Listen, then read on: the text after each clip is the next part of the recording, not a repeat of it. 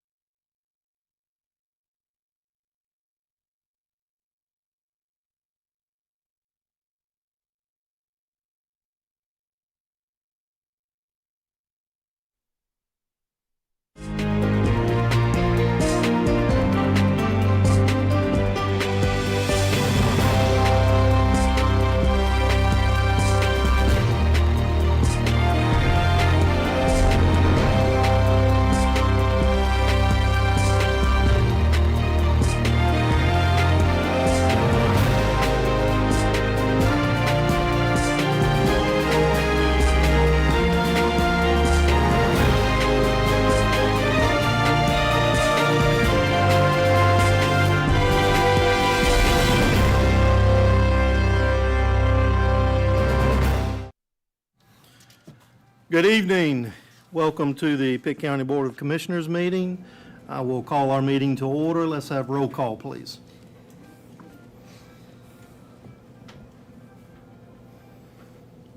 Okay, thank you. If you would rise with me, Commissioner Manning's going to do our invocation and then remain standing for our pledge.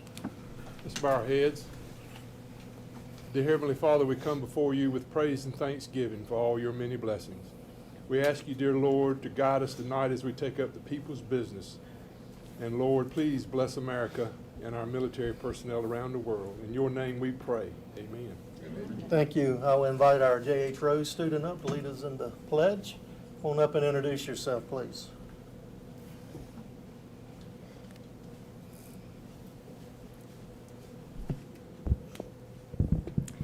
Good evening. My name is Ahari Thomas, a junior at J.H. Rose High School, and I currently serve as the Junior Class SGA Vice President, a Health Science Ambassador, and a volunteer at ECU Health. Thank you for having me this evening. At this time, please join me in the Pledge of Allegiance. I pledge allegiance to the flag of the United States of America and to the republic for which it stands, one nation, under God, indivisible, with liberty and justice for all. You may be seated. Thank you and have a good evening. Thank you, Ms. Thomas. Okay, do we hear a motion to approve the agenda? Second. Motion and a second. Please vote. And Madam Manager, we have a number of items for report. I'll turn that over to you. Yes, and before that, I'll just confirm there's no one signed up to speak for public addresses to the board. Thank you. The first report this evening is from Dr. Robert Portello. Is he? There he is. Fabulous. Dr. Portello serves as our EMS Medical Director, was recently reappointed to this role, and wanted to spend a few minutes this evening with you getting acquainted and giving you an update on where we've been.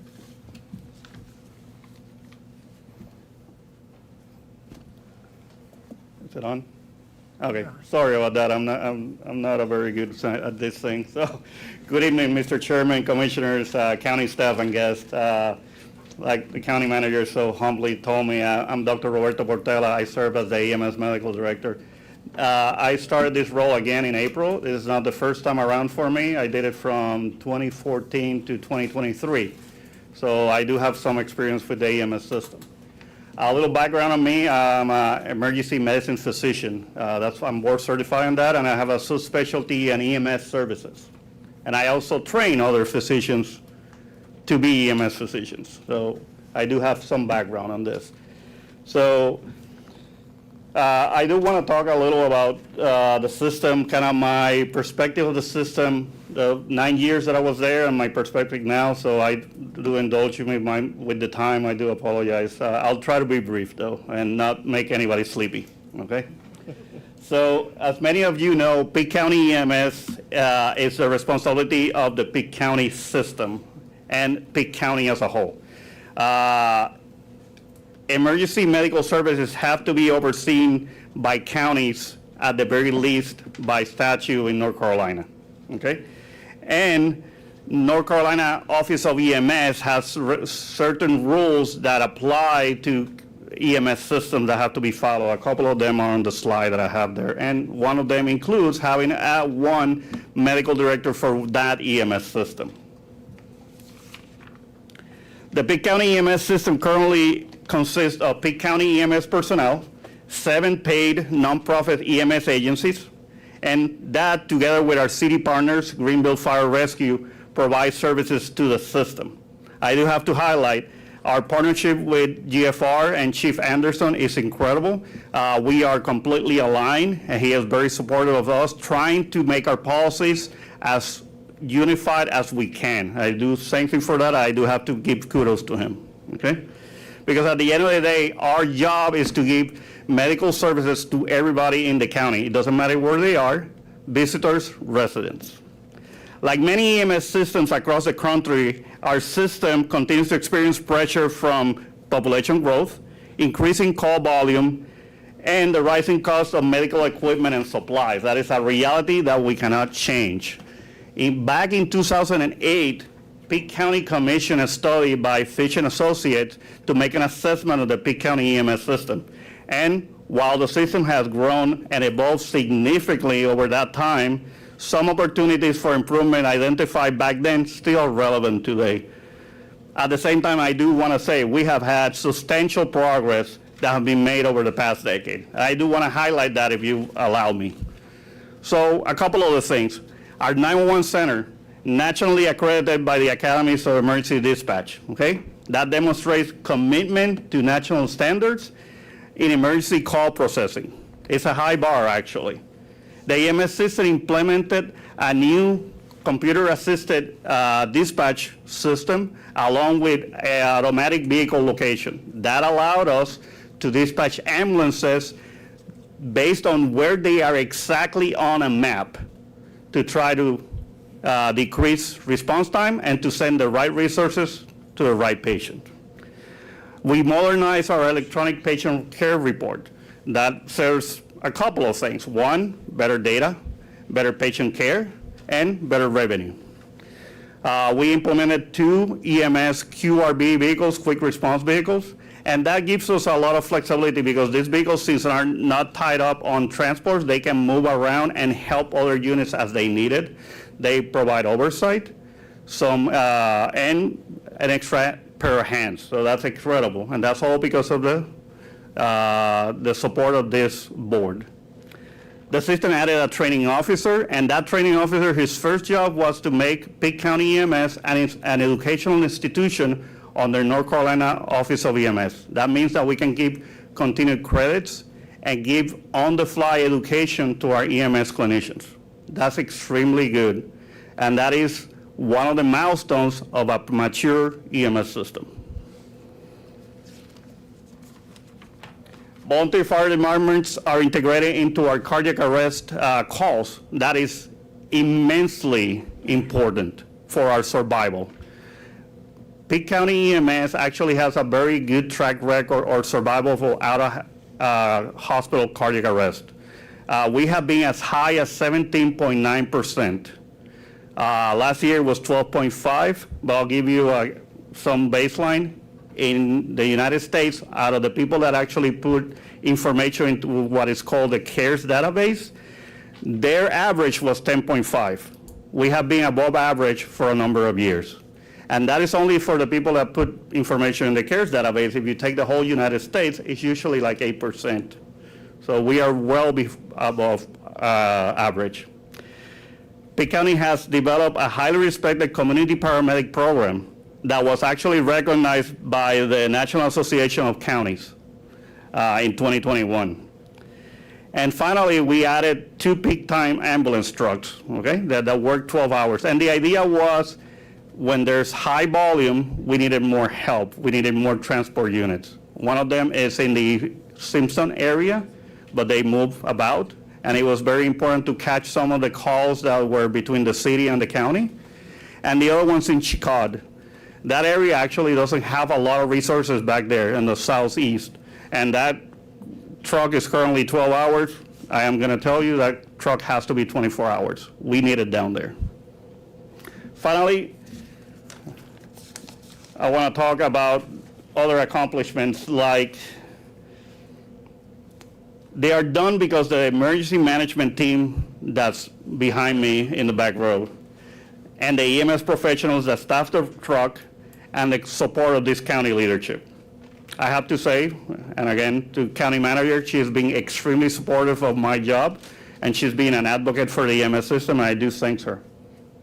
There are important strengths in the current system that position us very well to continue growing this system. First, we have a highly dedicated emergency management staff. They're dedicated, they're continually trying to make everything better with what they have. Second, the county has made significant actually investment into infrastructure vehicles. We own the vehicles, stretchers, radios, laptops, software. That makes it incredibly easier to deploy and to make sure that every unit is more or less dressed like we say in the Army, okay?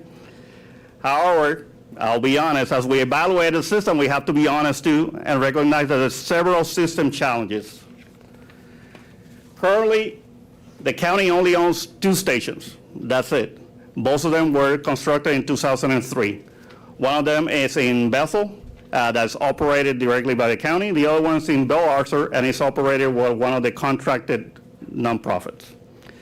So the system relies heavily on the location and facilities of the rescue squads and volunteer fire departments to house the remaining ambulances in the system, which limits the ability to expand and relocate resources as population grows and the call demand changes. Okay, that's just a reality. Another challenge is fragmentation of the system, which can complicate system-wide management.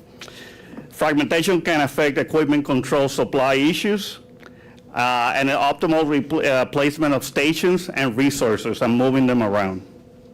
Additionally, personnel management becomes a little harder when we have fragmentation.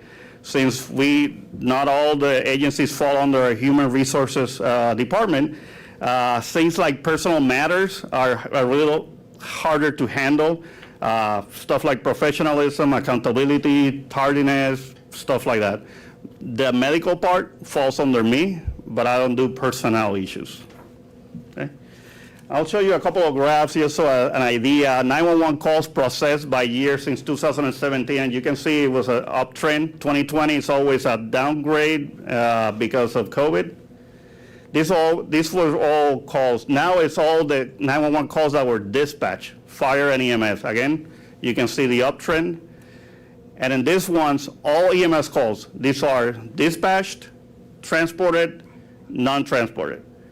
Yes, there's a couple that are non-transported, but remember those calls require an ambulance to go there, a clinical evaluation, and a lot of times actually care was given to the individual, but they just refused transport.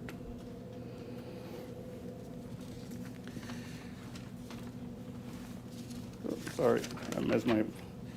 So these challenges are not unique to the Pitt County EMS system, okay?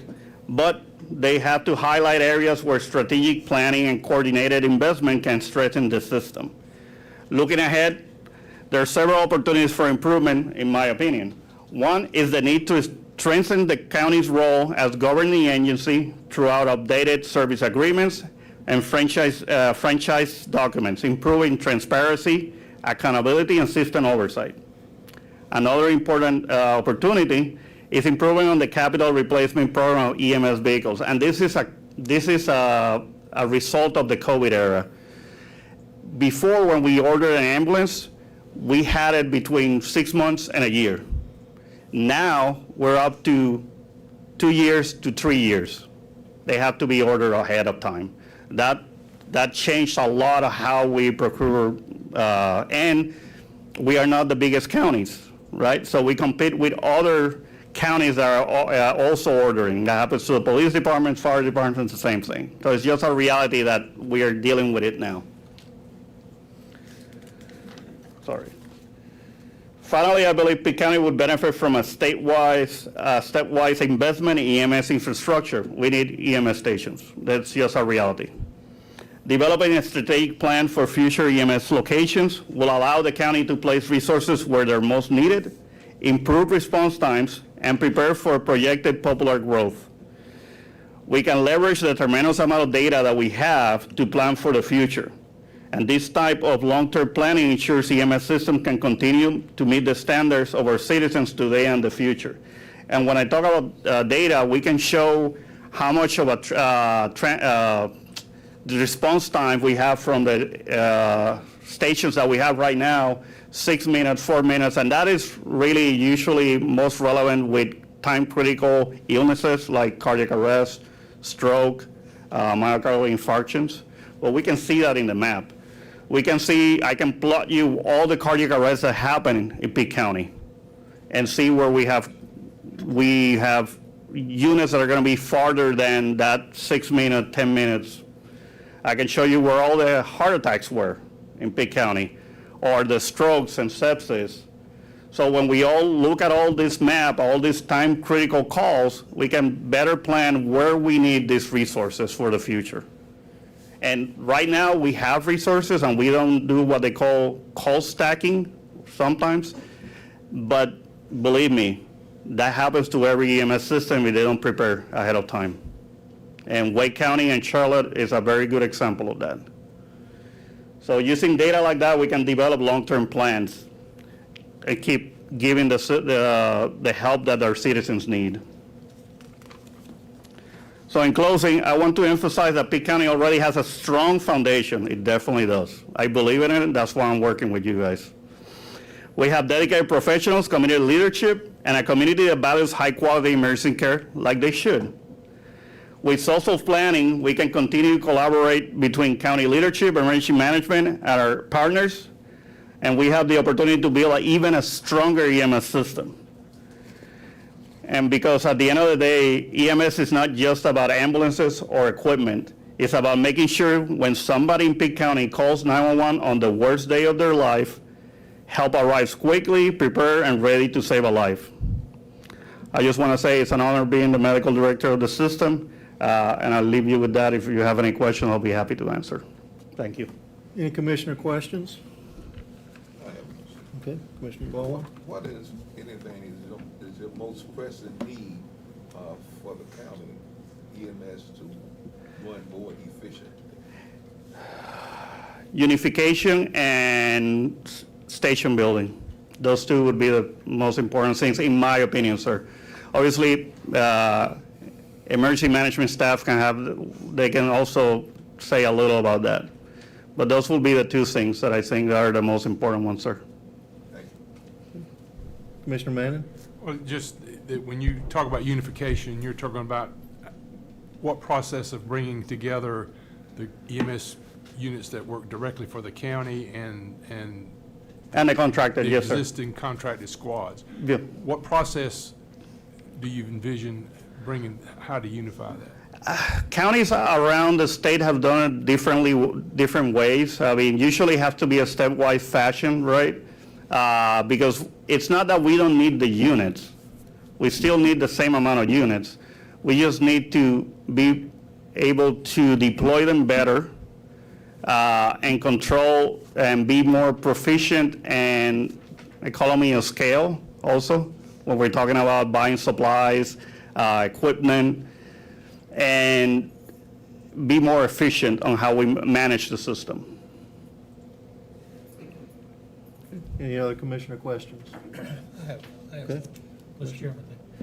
Are you talking about the county running some of the volunteer agencies or working in coordination, or do you think we need to build more stations?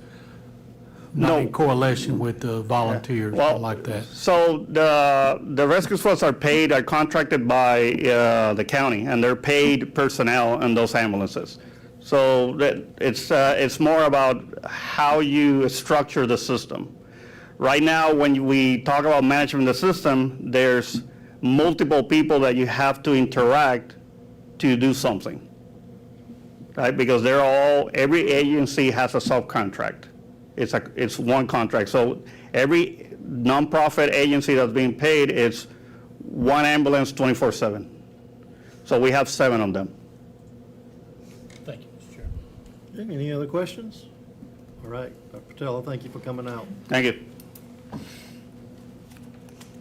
Your next report, Mr. Chairman, is from Aaron Erickson, and we welcome also Dr. Lassiter, who's present with us this evening to hear the Department of Public Instruction Facility Needs Survey.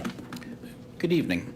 I want to just go over what is required by the state real quickly. So once every 5 years, the state puts out what's called the Facility Needs Survey. And the requirement is that we go through every building in the district, assess where we are from code compliance and long-term needs of the building, the shape it's in, and where we see growth, where we see challenges with growth, and kind of provide an assessment of those findings. And we enter all this into a massive online program. First year it's online, and then it normally would spit out some nice reports to share with you. The program is new. The print function does not function at this time. So bear with me as we go through this. But the purpose of this is solely to make you aware of the needs. You do not, as a group, you are not obligated to take any action in any way other than to acknowledge receipt of the report. So, which has been shared, I believe, with the group. It is screenshots of the program since it doesn't print. So, but I did want to go ahead and share with you what we did in October as a group with the school board and the county commissioners in a joint meeting was reviewed our long-range plan. And I went through the long-range plan to help simplify the almost 500 pages here and just combed through what has changed from what was shared with you in October. And I just wanted to highlight a couple of those items now. And I do want to say that nothing I'm going to share with you tonight is set in stone. This is more of a formality to say that this may occur in the next 5 years and to create the pathway to evaluate some options. But again, nothing set in stone. Some of the options that are listed in here would require multiple other votes and processes by the school board, and in some cases the county commissioners as well, before a formal hard decision could be made. So just in reviewing those items that were changed from the long-range plan in October, we added some notes related to Ada Middle, because we are doing with the public school building renovation repair fund a replacement of that HVAC system this summer and fall. And then we formally added the note from our discussion about the west side of Aden Elementary School, because we saw feedback for east side versus the west side of the town and to where the new elementary school would need to go. So that in order to relieve pressure from Aden Elementary, Creekside, Ridgewood, and Suggs, it would best be placed on the west side of town. A formal site has not been selected. That is just a general area note. The changes related to the Conley district, there was a note related to the survey just to highlight that the Wintergreen primary building, it is a prefab metal building. It is not a concrete, steel, and block like the rest of ours. So there's just a note added that the lifespan of that building will be more like 60 years as opposed to 100 or 120 like our other buildings. Wintergreen Intermediate, there was a note added to consider HVAC renovations to the campus. The campus was built in 1984. A lot of that equipment is original to the building. That is something that we could easily fund through that public school building renovation and repair fund going forward in future years as the state continues to provide that funding annually. Hope Middle just had a note added about the chillers. When we look at the larger proposed multi-school, multi-phase project there of moving Conley to a newer campus, renovating the current campus into the middle school and the middle school into a new elementary school, one of the things that's highlighted is the chiller have both an age concern because they're already 21 years old and on a 30-year lifespan, and they are actually sized too small initially. They're sized for an outdoor air temperature of 88. Obviously, with the weather we're having, we really prefer to be either 93 or 95 on outdoor air design. So that's something that was added.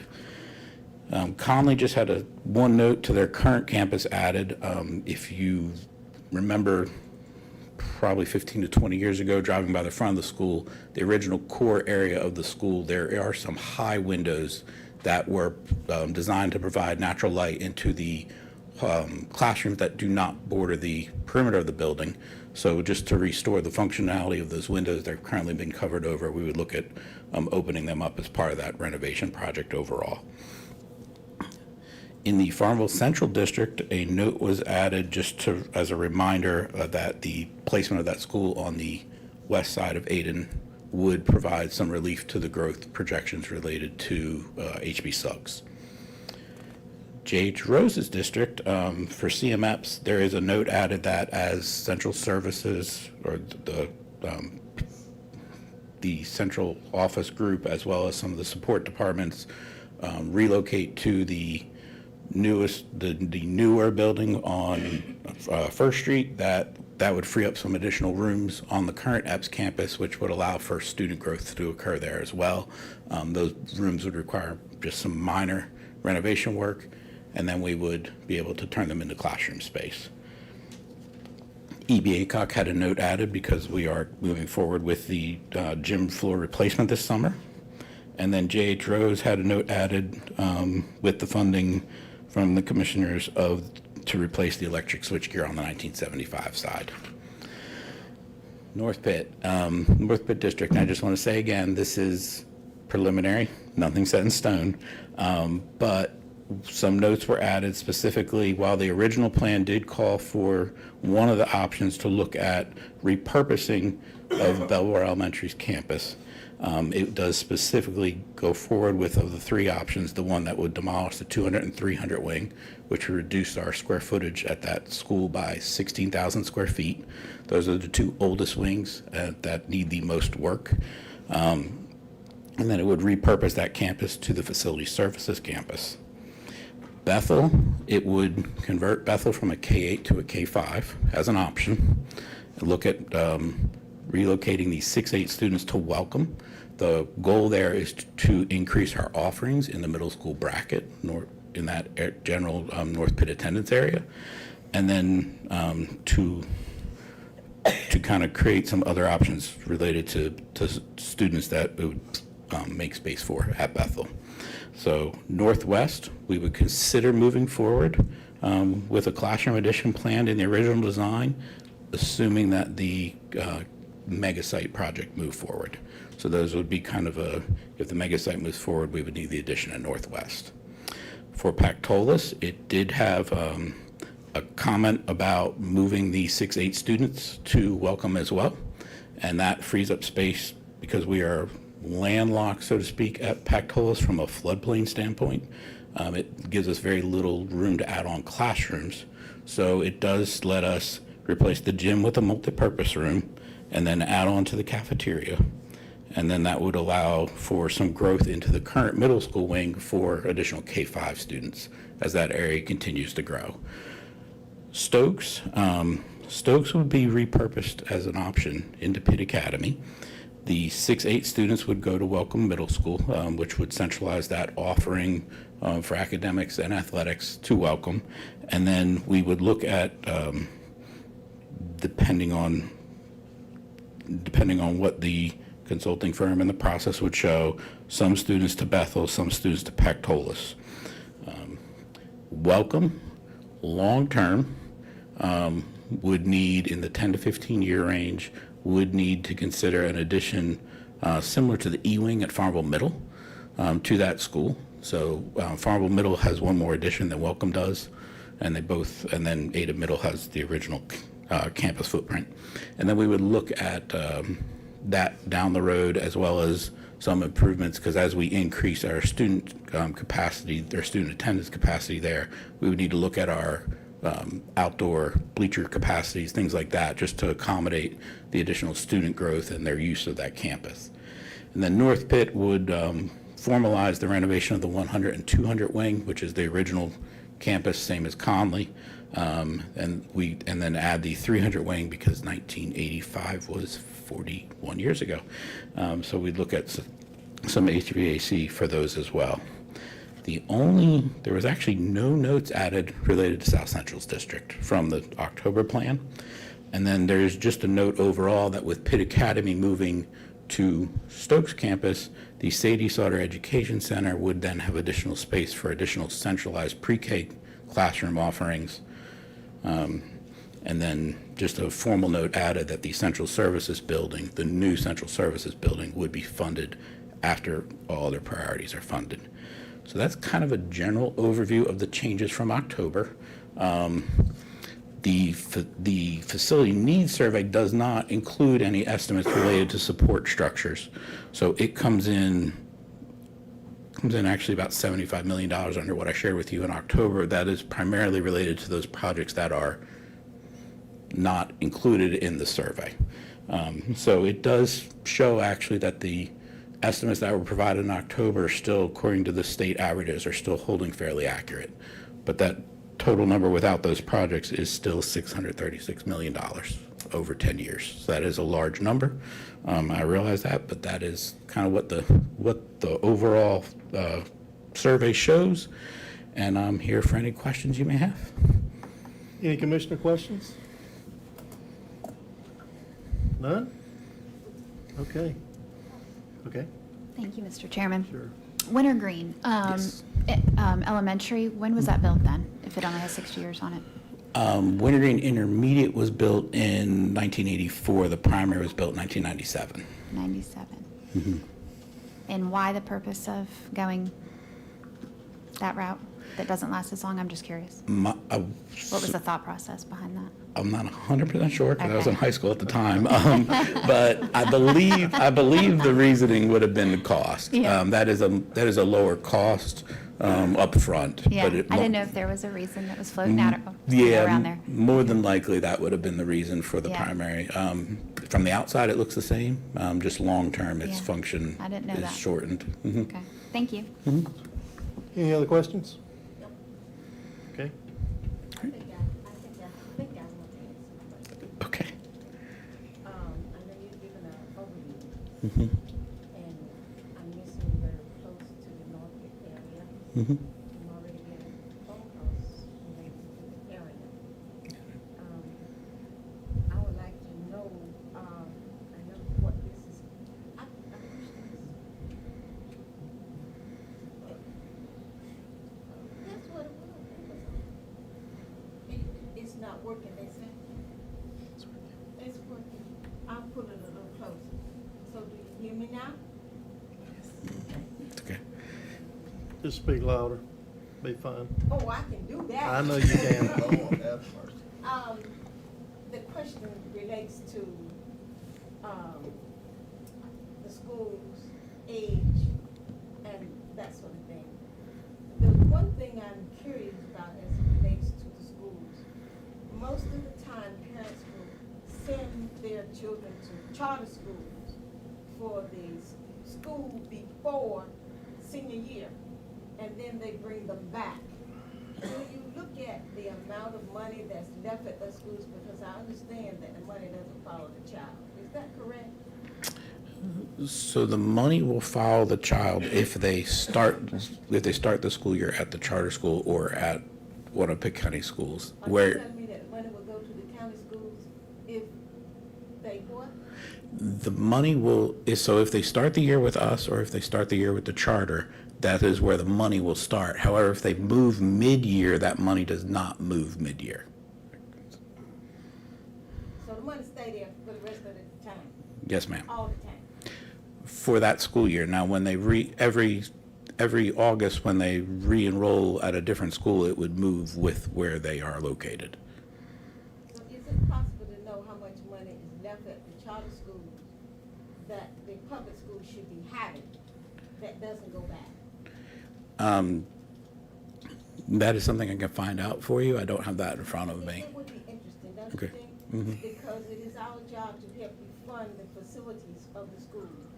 Yes, ma'am. And then if the money is being left someplace else, that's gonna mean that we're gonna have to find tax dollars to spend the money over at the school that the children are going to. Is that correct? Yes, ma'am. I thought it was. Mhm. So, that's what my thinking is. Mhm. So, I'm interested in knowing more about that, and I'm interested in knowing how much impact that weigh on the changes that you're doing to the facilities. Certainly. Thank you. Okay, any other questions? All right, thank you for coming out tonight. Dr. Lassiter, thank you for being with us. Thank you. And Mr. Chairman, I may ask the attorney or clerk, do you need a motion to approve the certification that's in the packet? Okay, we've got a motion and a second. Please vote. Thank you. Your next three items are with Russell Hill, your tax administrator. Good evening, Chairman Smith, Commissioners, Manager Gallagher. For my first report is the June tax collection report. The fiscal year combined tax collection rate through June 30th for real and personal property was 99.35%. The combined rate 1 year ago for real and personal property was 99.43%. Pitt County Tax Administration continues to pursue all outstanding taxes using the necessary remedies available through the North Carolina General Statutes. If there are any questions, I'm happy to answer them. If not, it's my recommendation to approve the tax collection report as presented. Second. Got a motion and a second. Please vote. Okay, thank you. For my second report tonight, after July 1 of 2026 and before being charged with tax collection for the fiscal year 26-27, the tax collector is required to give a sworn statement to the Board of Commissioners as the annual settlement of taxes in accordance with the North Carolina General Statute 105-373A. A list of unpaid accounts is available for public inspection at the tax collector office and with the clerk's office. If there are any questions, I'm happy to answer them. If not, it's my recommendation to approve the annual settlement of taxes for fiscal year 25-26 as presented. Okay, we've got a motion. I hear a second. Okay, thank you. Please cast your vote. Okay, Russell, the last one. Yes, sir. And for my last report tonight, per North Carolina General Statute 105-321, the Board of Commissioners shall issue a order of collection to the tax collector for the 2026 tax bills that cover fiscal year 26-27. For this year, we will be mailing 95,600 real and personal property tax bills. Those bills will be due September 1st and are considered past due on January 6th. This year's bills will have a couple of different new items in there. First, as just a reminder, for the town of Grifton, there'll be combined tax bills for those residents on the Pitt County side. And then for the second part, the bill will actually contain a payment coupons for citizens that do not escrow their taxes are not escrowed, and they would like to take advantage of breaking their payment up installments so that their taxes will be paid before the date of delinquency. And they become past due and subject to enforced collections. If there are any questions, I'm happy to answer them. If not, it's my recommendation to approve the signing of the order of collection for the fiscal year 26-27. Okay, we hear a motion for that. Motion and a second. Please vote. Thank you, Russell. Appreciate your reports. Thank you. Mr. Chairman, next you have your legislative report from County Attorney Matt Gibson. Thank you, Madam Manager. This is your monthly legislative report. First, Senate Bill 257, the 2026 Appropriations Act, which is the state budget. The budget was finally approved on July 7th of 26. The bill approves a $34 billion budget and is over 1,300 pages, covers a variety of monetary and policy decisions. One point of note is the elimination of the Office of Historical Underutilized Businesses, or the HUB office, and all HUB-related statutes. So this, along with another bill, HB 1123, has made changes to the procurement process for local government. So county staff will navigate that as we move forward to make sure that we follow the current procurement processes. As for Pitt County specific, we did receive a non-recurring directed grant to Pitt County for water and sewer, and that was in the amount of $250,000. Again, the bill is extremely long. That and the committee report together is 1,300 pages. It covers a variety of policy topics from SNAP cost sharing to land development regulations, tax changes, and non-tax changes. So please reach out if you have anything specific that you'd like to discuss or me to go into further detail about. Another bill is the House Bill 1040. That was our PGV appropriations amendment. It was approved on July 2nd, and again, that granted authority for county and city to further support PGV. Last time I mentioned House Bill 162, which is the parking lot reform and stormwater control. That was approved on July 6th. Again, this will prohibit local governments from requiring minimum number of off-street parking, and it limits regulating parking spaces, the dimension of parking spaces. As for stormwater control, it's going to prohibit local governments from requiring new or increased stormwater controls on redevelopment. Planning Department is aware of this, and we will address this as we move forward. I mentioned House Bill 437 last time. That was the unauthorized public camping. Governor Stein vetoed that bill, so it is not in law at this point. And a quick reminder, again, the legislative goals, our deadline to submit is August 14th, so I'll most likely bring this back to the board the first meeting in August to present to you and see what the board would like to do with our legislative goal process moving forward. Again, that will be our 2-year legislative goals. It'd be for the biennium of 27-28. The NCACC Legislative Goals Conference, again, is in November. That's when they'll adopt their legislative goals. So that's all I have at this time, Mr. Chair, but thank you. Do we need to vote on that? Not at this point. I'll bring it back, bring back the goals in August, and at that point, we can discuss and vote on them. And the real question is, did you read the whole budget? Absolutely not. Okay. So, Because if you did, I wanted to, I really want to applaud that. there's excellent resources out there, and then there's the control find button that makes it a little bit easier, so. Thank you, Matt. Madam Manager, your reports. Yes, I have a few items for you this evening, starting with your next meeting dates, August 3rd and August 17th in this room.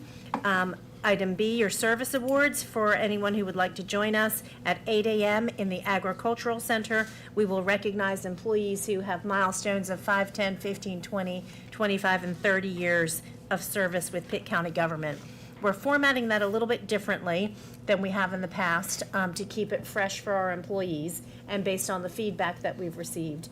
So rather than doing it in this room, if you're used to coming here for service awards, we're moving over to the Agricultural Center this time and then probably a community center thereafter. Rather than sort of a light snacky sort of breakfast, we're going to do a sit-down breakfast catered for our employees to make them feel a little more honored and special, and we'll have a formal program there recognizing them. Beginning in the October quarterly award, we will also recognize our employees of the month for the prior quarter. You're used to seeing them come here in the evenings to keep that fresh, and based on feedback from employees, they prefer that recognition during our working hours. And so we were going to combine, so your July, August, and September employees of the month will be recognized at the Service Award Breakfast in October. And we'll make sure that our employees feel honored and appreciated for their service and for their recognition. Item C is your NACO Annual Conference, which will be in Orleans Parish, July 17th to the 20th.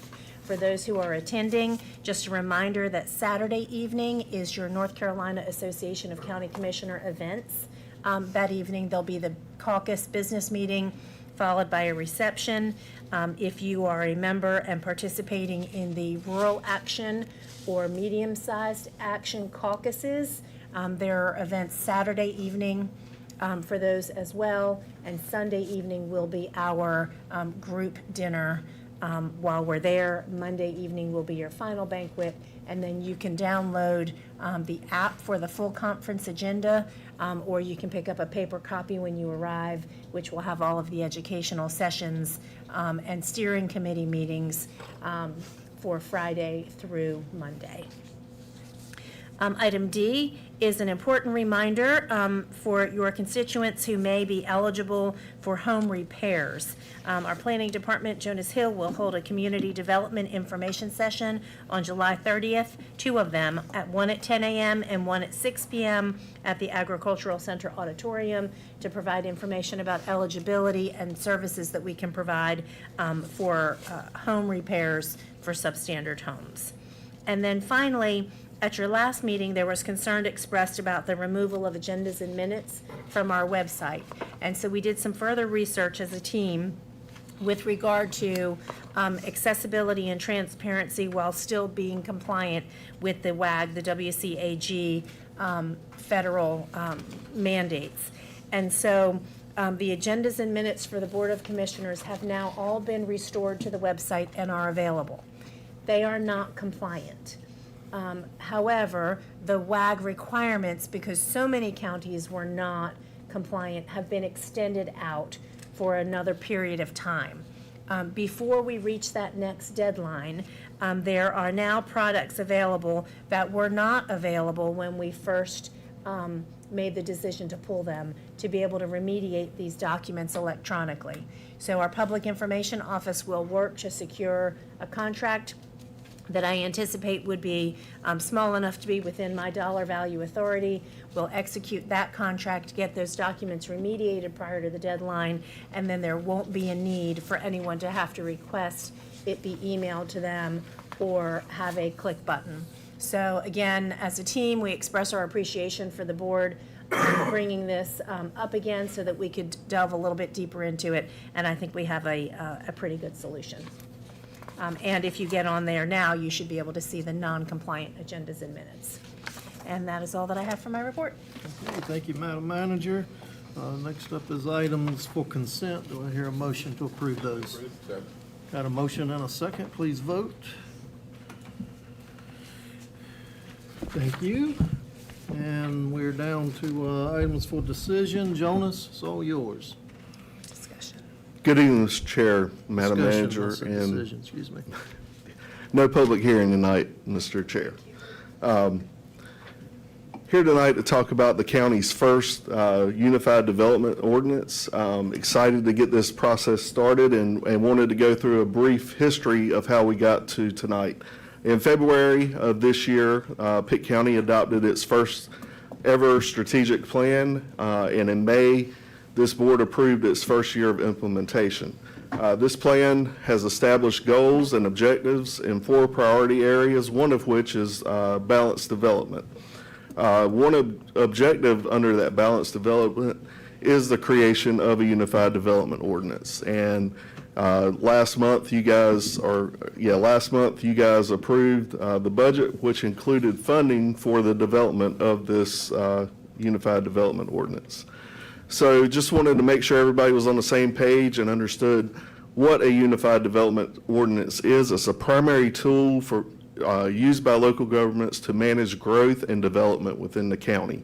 It consolidates development regulations into a single document, making the requirements easier to understand, administer, and enforce, ensuring that the development aligns with the community's vision and goals. Looking across the state, if you look at the map, you'll see that 34 counties in North Carolina have already adopted a Unified Development Ordinance, with 5 counties currently in the process of developing a Unified Development Ordinance, leaving 57 counties without a Unified Development Ordinance.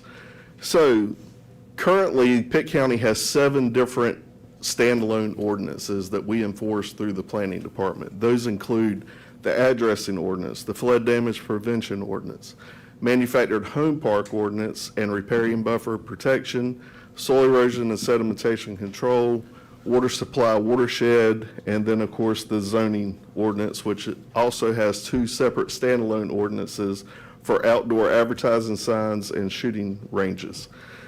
So why is a development ordinance important? It takes those multiple ordinances and combines them all into one unified document. It eliminates the inconsistent standards that may be present in different ordinances and coordinates all the regulations together. Sometimes it's difficult for citizens and developers to go through the different ordinances and understand the processes that they have to go through to develop sites.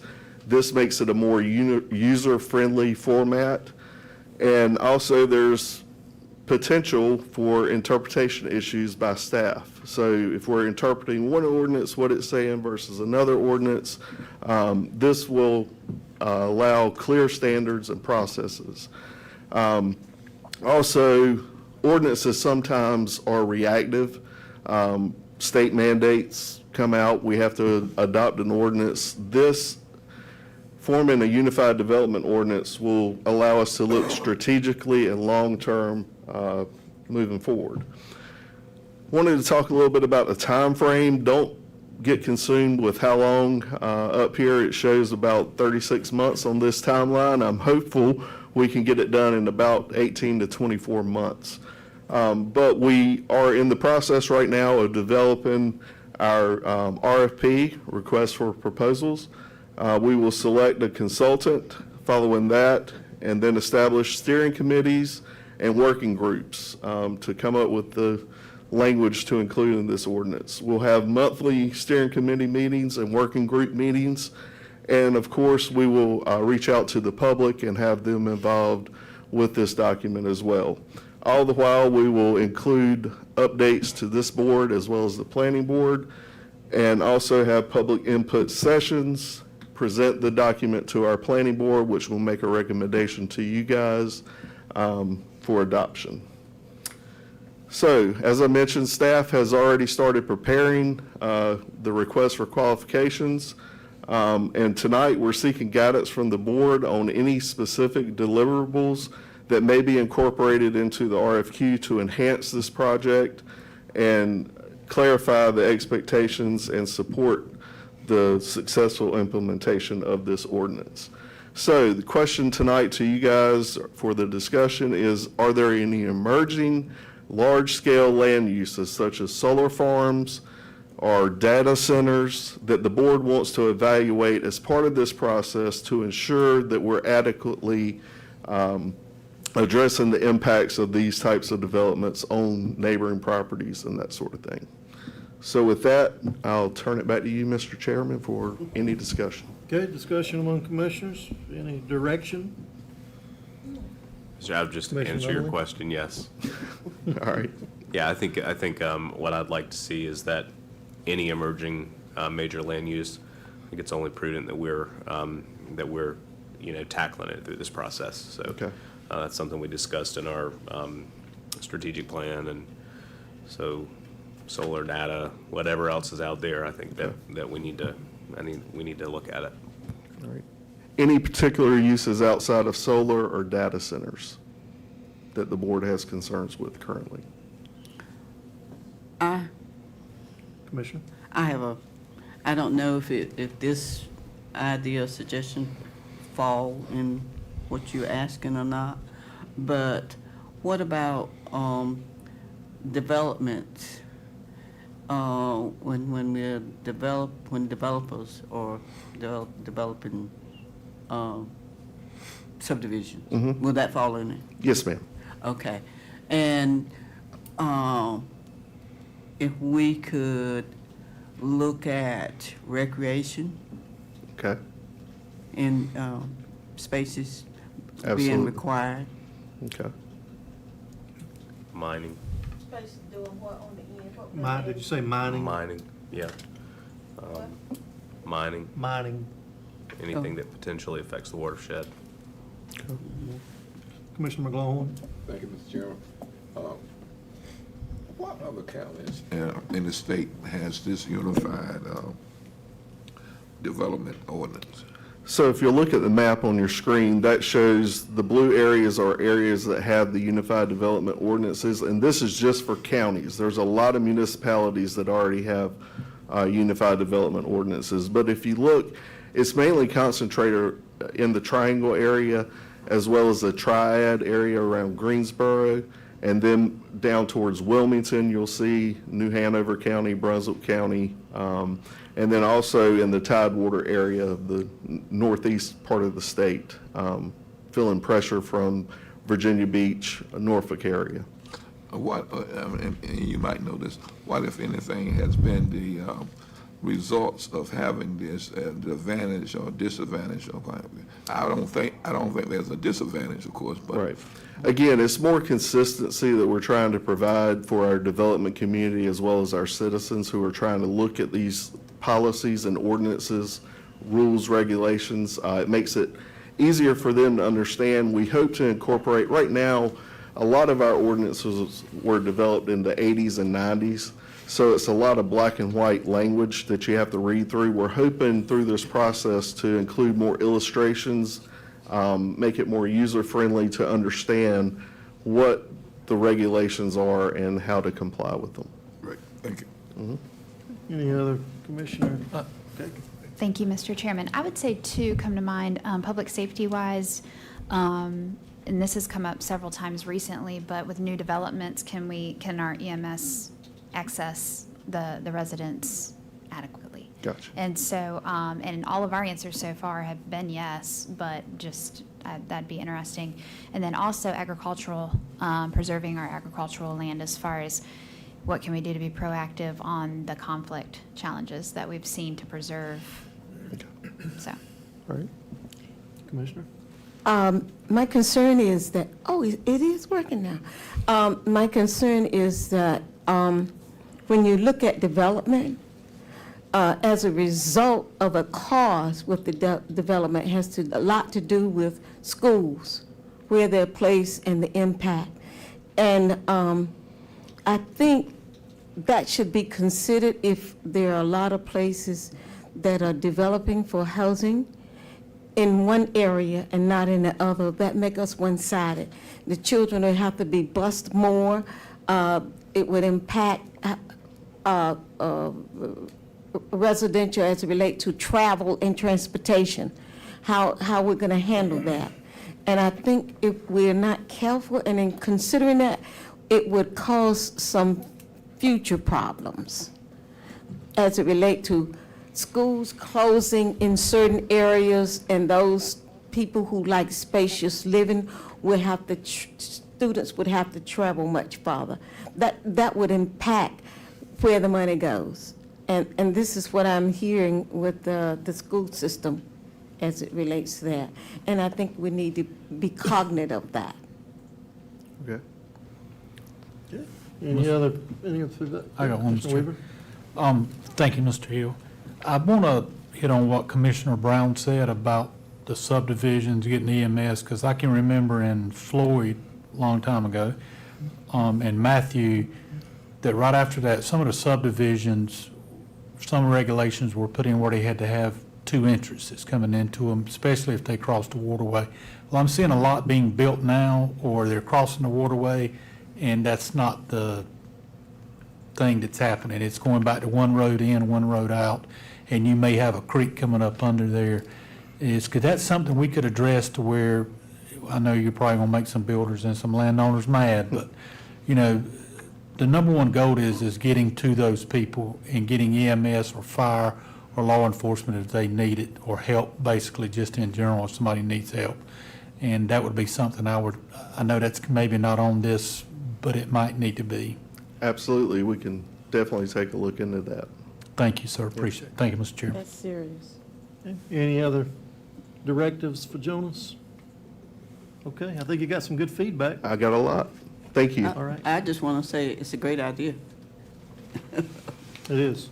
It's a great idea. Well, we'll come back to you to get you involved once we get this process started, and I look forward to working on it and working with you. So thank you. Thank you, Jonas. We look forward to that. Randy, come on up. You're next with the fire feasibility study and the recommendations. Good evening, Chairman Smith, Commissioners, and Madam Manager. Was asked to do a quick update on our fire feasibility study, and so let's get started. Just a reminder of a timeline we were all a part of. NC Chiefs came and did the initial presentation of the feasibility study back in March, and then we held a workshop in May, just for the commissioners to dive deeper down into what was in the report. In June, as a part of the manager's report, she mentioned the feasibility study and where we were. So there was some discussion that evening that was about a week prior to the Chiefs Association, where there was more in-depth conversation after the workshop amongst the chiefs at an open meeting, and we had several commissioners that did attend, and there was a lot of good information shared at that meeting after the workshop.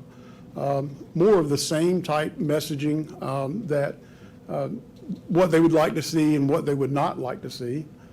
And then after the chiefs meeting, we had our internal committee meeting here at the EOC on June 30th, where the manager and some other county staff and a couple of commissioners and two volunteer fire chiefs met for quite some time discussing options, possibilities, and what they would like to see and what the committee felt like we needed to start working on.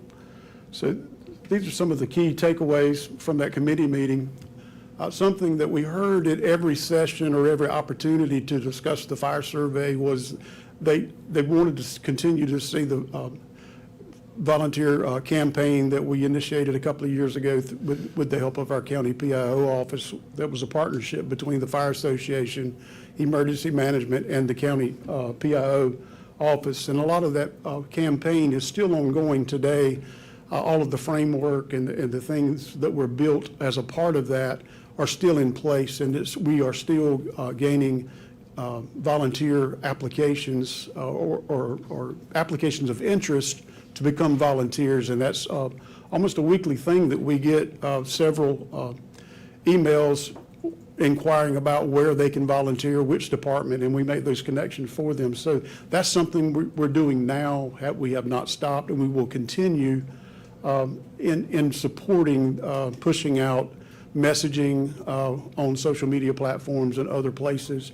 And we'll come back at a later date and maybe talk about renewing some of that campaign. But that's something we're doing now and not having to wait or explore further. But another message we heard every time that we've met in whatever form, whether it be this meeting or the workshop or the chiefs meeting, was that we want to continue to support the fire service and for them to maintain their autonomy of their own departments and let them run their departments. But they've asking for help on how we can help them fund their operations and help them in some of the capital purchases and those things. So we want to continue that relationship that we've always had, but continue to support and explore. One of the things that we're going to continue to work on is as we move forward, and before you know it, it'll be time for budget season for next year. We want to, as a part of the budget process, to continue to explore and create a fund to help fund some of the capital projects, whether it be some of the larger ticket items or construction.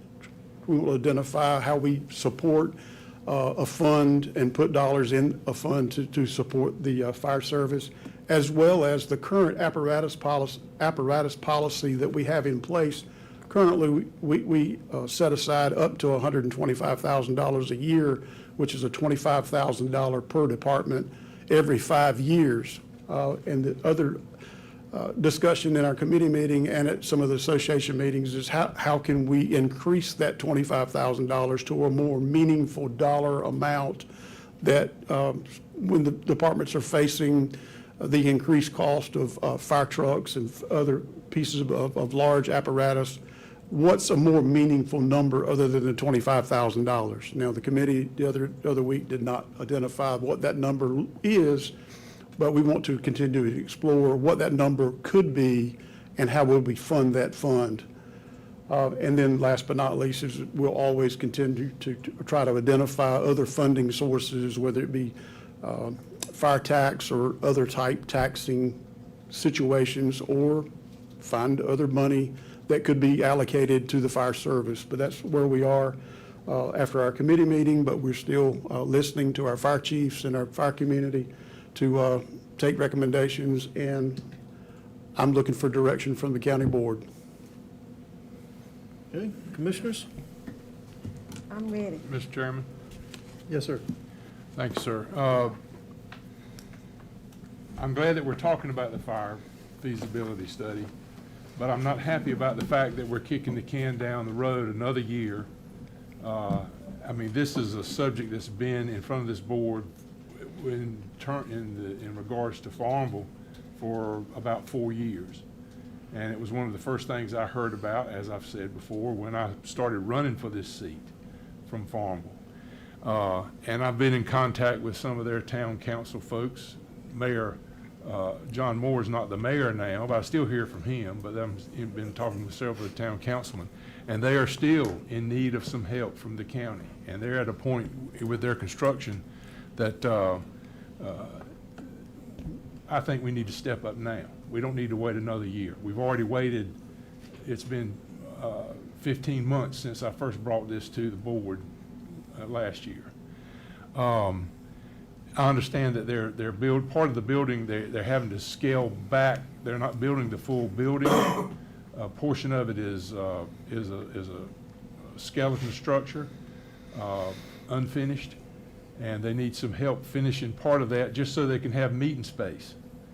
Farmville is looking to the future. They understand the fact that volunteerism is down as much as the efforts to recruit more volunteers. And Farmville, the reason they're building this fire station is they see the need to hire full-time personnel to work 24-hour shifts. And they don't have dormitory space for firefighters in their present location. So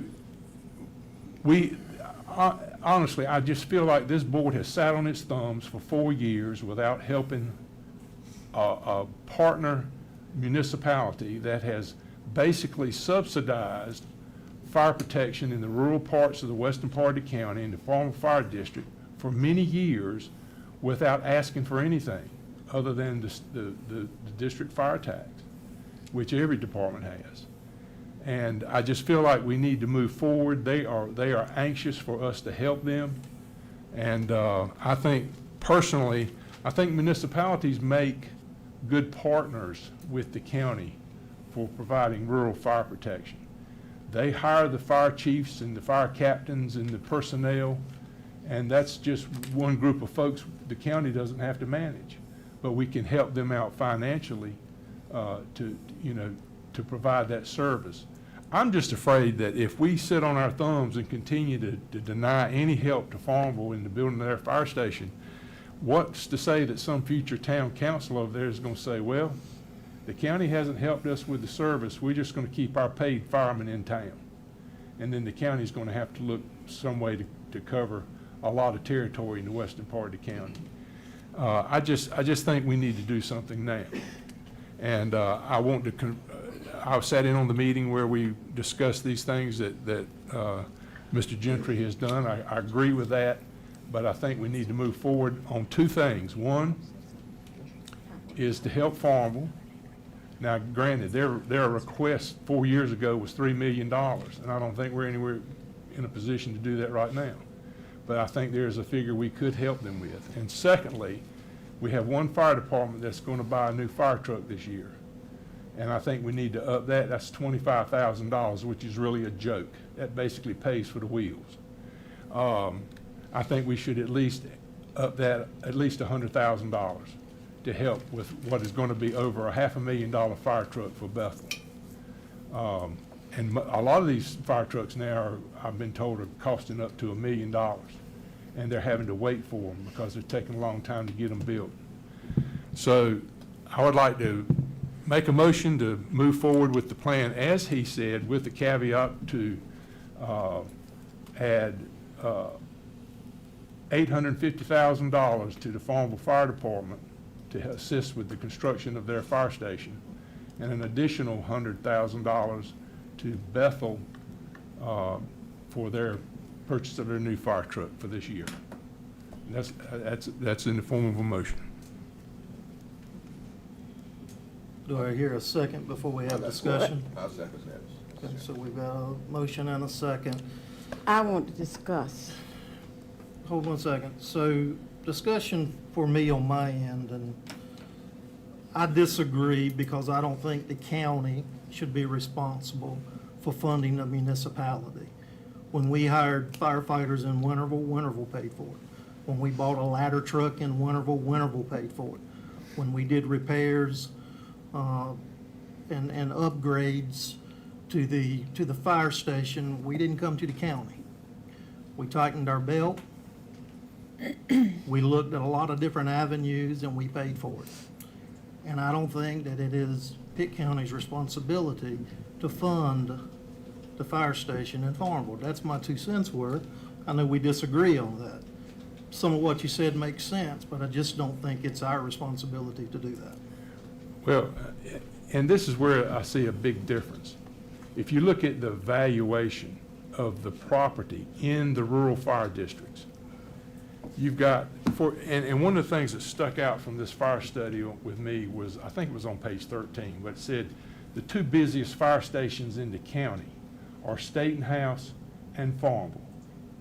The big difference is Staten House is one of the best funded rural fire stations because of the valuation in their fire tax is relatively low. They can generate all the funds they need. They don't need our help.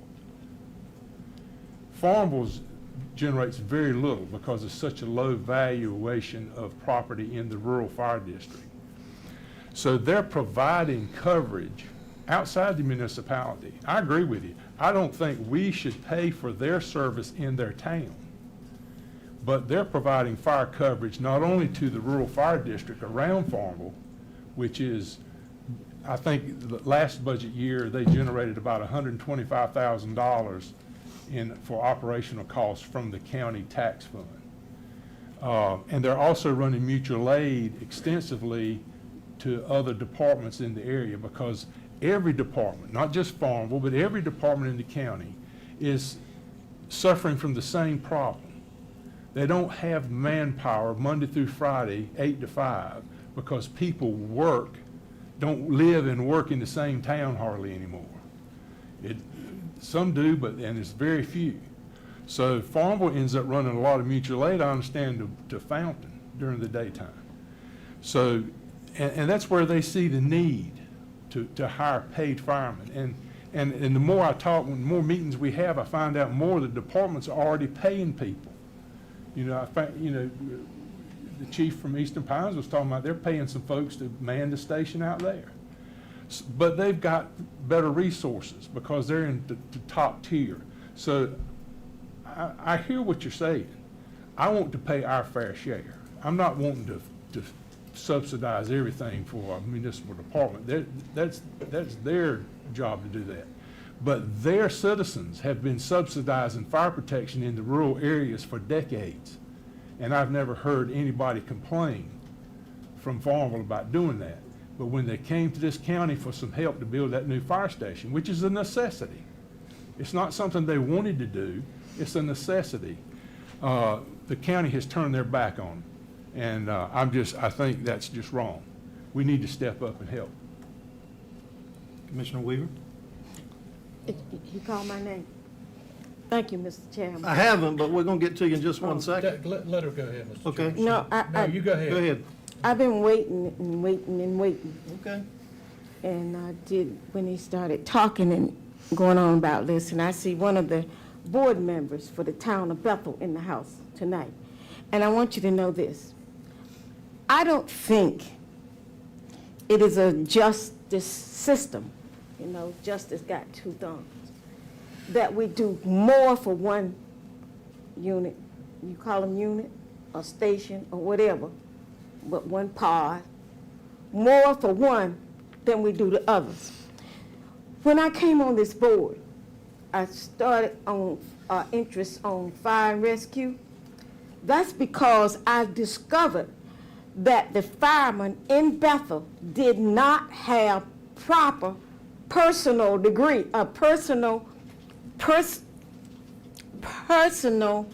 attire. You know what? Did I do it right? The person, they didn't have what they need to fight. That's it, personal protection to fight fire with. That's a requirement. So we got together and we had a little fundraiser. It wasn't enough to cover, but we did the best we could to help the firemen in Bethel raise money for personal gear. So I don't even recall us asking for that, but they can't fight fire without having the proper type, to go in with.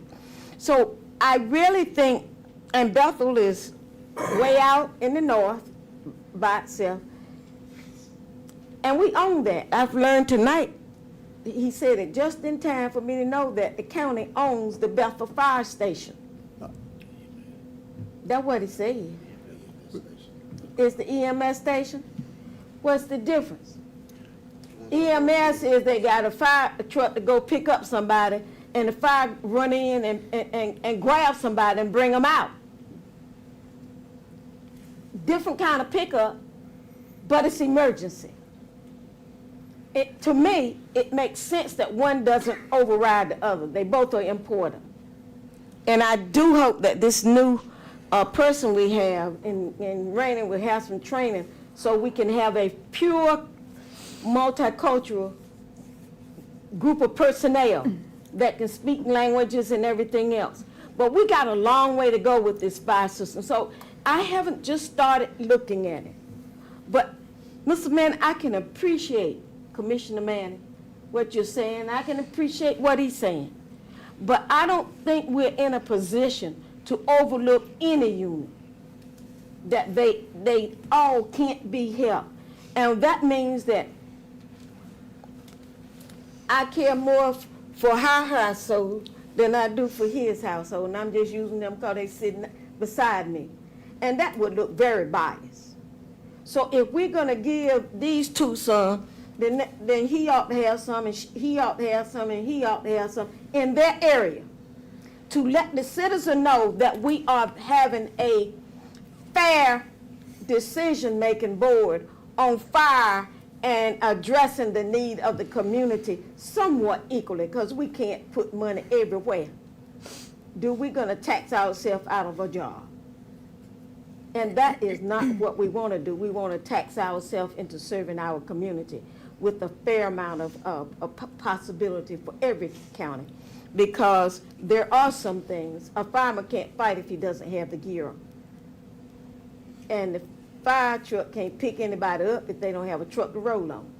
So, and I know we got to have all of this, but I can't see doing that. And that's how I want to say it, because that's how I'm going to do my vote when I have to vote for this bill or this whatever we do. I think we need to be a bit more equitable. Thank you. Yes, ma'am. Commissioner Weaver. You want to go ahead? You go ahead, man. Thank you. It won't come on. It's flashing. There it goes. Thank you, Mr. Chairman. Thank you for turning your mic on, too. Yes, ma'am. Thank you. I agree with what Sheriff Manning's saying, certain aspects of it, but I also agree with other commissioners that have spoke. The thing I look about it is I know Farmville, one of the things that they do is they run more calls, the fire department, to back EMS up, I believe, than they actually did fire calls, if I'm not correct. If you got that number, and I don't expect you to, Chief. But I think out of the 400 and something calls they responded to, I think the chief said over 200 of them was assist EMS with lift. And I think that is becoming an issue that we need to address for a lot of fire departments, that 60% of their calls are help EMS with lift assistance. But one thing I will say, 64% of Farmville's calls was inside the city limits of Farmville. I do believe that was the study that was put out. I don't know what percentage Farmville gives them for tax money compared to what we do, and I think the county, if I'm not mistaken, the rural fire tax for Farmville was $175,000, wasn't it? I believe that's right, yes, sir. And they asked for 10, or they asked to go from 6 cents per 100 to 10 cents per 100 for, they asked for a fire tax Increase this year, yes, sir. That's what I would love to see, how much that would help them. About the thing that we spoke about, and I was one of the commissioners along with Commissioner Brown that were in those meetings, I would love to see like we said, a fund set up, and if we have to do a tax overlay throughout the whole county of 1 cent or 2 cents to do a tax overlay, and we give it, and we take that extra money and distribute it out to the departments in need. Now, I will agree with Sheriff Manning about $25,000. We bought a set of tires for a fire truck, didn't even pay for it. I mean, that's just it. You're talking to get a fire truck with the tire ratings that they have to have, new tires put on, rotated ballasts, you're talking some of them, $30,000, $35,000, $40,000 a pump. I was talking to Grifton, they had a pump that went out, $75,000 for the pump to make the truck work. And it's a big, pretty paperweight sitting there because it can't pump no water if the pump don't work. That would be my recommendation, is we address that and we do it. I agree, they may need money for a fire department, but I also agree with the commissioner that other entities, if we give them that money, how are we gonna look Grifton? How are we gonna look Grindsland? How are we gonna look Gardnerville? How are we gonna look Bethel? How are we gonna look somebody else in the face when they say, give us $2 or $3 million? All I've got, my point here is, those are the two departments that have asked us and have been asking, Farmer's been asking for several years in Yes. Bethel. This year, those are the two departments that have asked specifically for some help. One with buying a fire truck, one's with helping with the fire station. No other department has asked specifically for anything from us above and beyond what our, the regular fire tax. And my last question, Randy, on that is Farmville a city fire department? They have a municipal fire department, and they They contract with the county. contracts with the county for. But it is a municipal fire department? Yes, sir. Is Bethel a municipal fire department? Yes, sir. Okay. And we contract with them to provide that service. Is a rural fire department that contracts with the municipality of or Right. town of. Grifton is a rural fire department that contracts with Grifton. Right. They're not Grifton Fire Department, they're not municipal fire department. They are technically, but Bethel is one, and so is Farmville. Thank you, no further questions. Thank you, Mr. Chairman. Commissioner Brown? Thank you, Mr. Chairman. I empathize and recognize everything that Commissioner Manning has said. I don't disagree with the need that Farmville has. I actually would like to say that because how loud Farmville was with their request started what I believe, I'm now going to disagree with Commissioner Manning. I don't believe the county has turned their back on this subject at all. I would actually like to publicly commend the county for going so in-depth the last however many months that we have dove into this. We have taken the time to be thoughtful, good stewards of the financial dollar for our taxpayers, yet putting the need that really disaster doesn't discriminate to anyone sitting up here or any of our constituents. So I would like to say that honestly, this was started not with just one district in mind. I would also like to disagree that Farmville and Bethel are the only ones that have placed requests, because I have also heard requests. I think a good addition also to add to this conversation, that after our last committee meeting, we asked the question, how much should we start this fund with? And at least I personally said I didn't feel confident and comfortable giving that number until our financial staff made that recommendation based on what we could actually afford.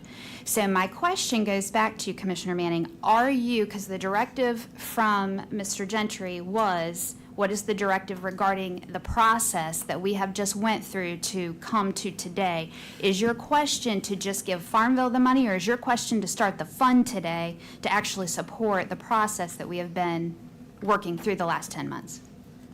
My notion here is that Farmville's been asking for 4 years. It's time we stepped up as a partner with them, because they've been a good partner to the county for many years. And also with Bethel, the $25,000, I don't know how many years the county's been giving that toward a fire truck purchase, but that's so outdated, it needs to be updated. And I've had conversations with town officials in Bethel, and they would love to have some more help, because they're not buying the most expensive. I think their fire truck's going to be a little over $500,000, so they must be buying a stock model off the line. But most of the departments, they have enough equipment and stuff that those fire trucks, I understand, are right at $1 million. And I think, correct me if I'm wrong, but I think we've already agreed on that. It hasn't come to an actual vote, but the $25,000 is a joke. We all know that. We've all agreed in the committee meetings that needs to change. It's time to do something now. We've sat on it, we've talked about it, and that's the reason I didn't vote for the budget on June the 2nd, because we still had 30 days we could have done something in this year's budget, and we rushed to pass a budget when we had until June 30th that we could have done something for these two fire departments. Sure. So I'm trying to catch up and make sure this gets done. And I hope that it empathize gets with done. Farmville. And I appreciate, I do believe that that is why we've been so thoughtful in this process. So again, my question before, because I know you put a motion out there was a second, is that a separate directive from what has been requested, or is that $850 to go into a fund to start this process? That's my question. That's to help Farmville with completing the building so they can actually utilize it. Okay. Part of the shell building is, from what I understand, they need to be able to outfit part of it, the part that's going to be for the meeting room, so the firemen can meet and train and have their meetings and things like that. So they're looking for help. They're still looking for more than that. I'm just offering that as a good start, because I think the two things that we as a county can help fire departments with is just that, buildings and fire apparatus. As far as I was shocked at the meeting last week when that to outfit a fireman, helmet, boots, and $8,000. And then for the self-contained breathing apparatus, how much is that? One unit of that? I think it was 10. So when you're working a house fire, 10,000? Yes, so it'd be 8. Yes, sir, Commissioner, it'd be 18, a little bit over 18,000. So, you know, the average working house fire you need 10 to 12 firemen. So $18,000 times 12, that's just for one fire. The cost of stuff has just gotten, and we've got to step up and help. And I'm just trying to get the ball rolling. Let's do something now. We know that Farmville needs help, Bethel needs to buy a fire truck. We got till next year, we'll figure it out. But yes, I think we need to establish a fund, and I'm not going to say exactly what that needs to be, but we've already set the precedent to use ad valorem tax to support fire departments, because we've been doing it on the fire truck purchases for years. And I'm not for raising taxes. I'm for finding where we can cut back somewhere else in order to funnel, because to me, you know, I know schools are important. We've heard about the schools tonight. And yes, that's probably our biggest expenditure. But the truth of the matter is, you can't go to school if you don't have safe communities and public safety. And public safety is the backbone of what we're able to do to provide for our citizens. And I just think we need to step up and get busy. That's the whole purpose that I'm so adamant about helping these fire departments. Thank you. Commissioner Weaver, you had something else? Okay, any further discussion before we vote? Commissioner Nunnally? Thank you. So I think the process, and I'll echo Commissioner Brown's statements, and I certainly share some of the sentiments of the other commissioners here, but I do appreciate the diligence and the depth of this fire study. And I don't want to go on at length about it, but I do think that one of the things that's really critically important if we do look to establish a fund, I do think it's important that anytime we look at taking on additional responsibilities, that we do so with an eye toward our how we raise the money. So I think it does need to be looked at through the context of an overlay. If we do that, and I think I've had some discussions with some of you up here about, and I think Commissioner Brown sometime last year, about a fund. I am not opposed to a fund, but what I don't want to do is to have a fund where we create inequities, where different departments have maybe stronger, more persuasive people that are able to get the funds because of their personnel, and to create inequities that are built in. A lot of the low resource departments don't want to put them in a situation where they're chasing things chasing an application process, right? So what I would like to see, if that is a route that we do go down, that I would like finance to come up with a formula that where we can base it on statistics. So we know exactly what departments, what the needs are, what the service area is, and this base whatever distribution we have, just base it on a percentage basis. So every department, if we're providing support, let's do it in an equitable way. and not on a case-by-case basis, where we're maybe allowing whoever's got the loudest voice or whoever's got the best staff member that can write the best application to our board. I think that's the only equitable way to do it. Those are just my 2 cents. Okay, did someone, okay, Commissioner Brown. Thank you very much. I just want to follow up on Commissioner Nunley's thought. I'm so glad you brought that up because in the committee meeting, we actually did discuss how we could potentially create a dashboard of need, if you will, that we can manage to ensure that it was very transparent and we were looking at the county as a whole. And I think that we could maybe go into that more detail later, but I just want to address the fact that we did touch on that, and that's very important.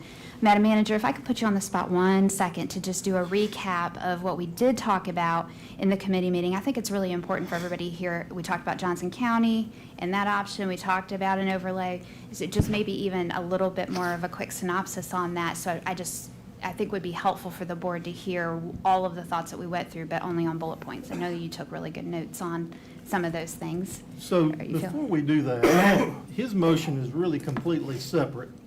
Okay. I think we got a motion and a second. Let's go ahead and vote on that. Okay.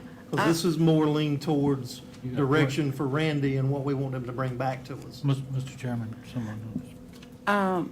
I hear what you're saying, but I think if the manager is going to give some input from the meeting, I think I would want to hear that too. I do want to say, I hear Commissioner Manning. I support the overlay and all that. I hear what you're saying about Farmville and Bethel, but I don't know that I could support as much as you are asking, and I hear that that's not even enough because of the cost of equipment and everything, you know. So that's just kind of where I am with it. But if she has something else to add that would enlighten as to what happened, all that was discussed in the meeting, I would like to hear that before I... I mean, I'm fine with that. It's just really 2 separate items. I know. But that's fine. We'll let Madam Manager go ahead, and then we'll vote on it. Okay, sure. So in a nutshell, on our June 30th committee meeting, we had Commissioners Brown, Weaver, and Manning, along with Fire Chiefs Gary Arnold and Brian Dixon, and county staff. We had Randy Gentry, me, we had Matt Gibson, we had Mike Taylor, and we had James Rhodes. And we started with, everybody had been familiar with the recommendations in the consultant's report, the NC Fire Chief's report. We did a very brief recap of what those recommendations were. We did a very brief recap of the feedback at the Fire Chiefs meeting that Commissioner Brown and Commissioner Weaver attended at the Simpson Fire Department Fire Chiefs meeting the week prior. We reviewed those and we really found the common themes there having to do with autonomy. There was a need, loud and clear from that meeting, that the fire departments wanted to maintain their individual nature and control over their departments, but at the same time needed assistance with funding. And so the discussion at the committee meeting, I think, narrowed it even further to say that the funding support should center on capital needs, buildings and equipment. We talked about buildings and trucks.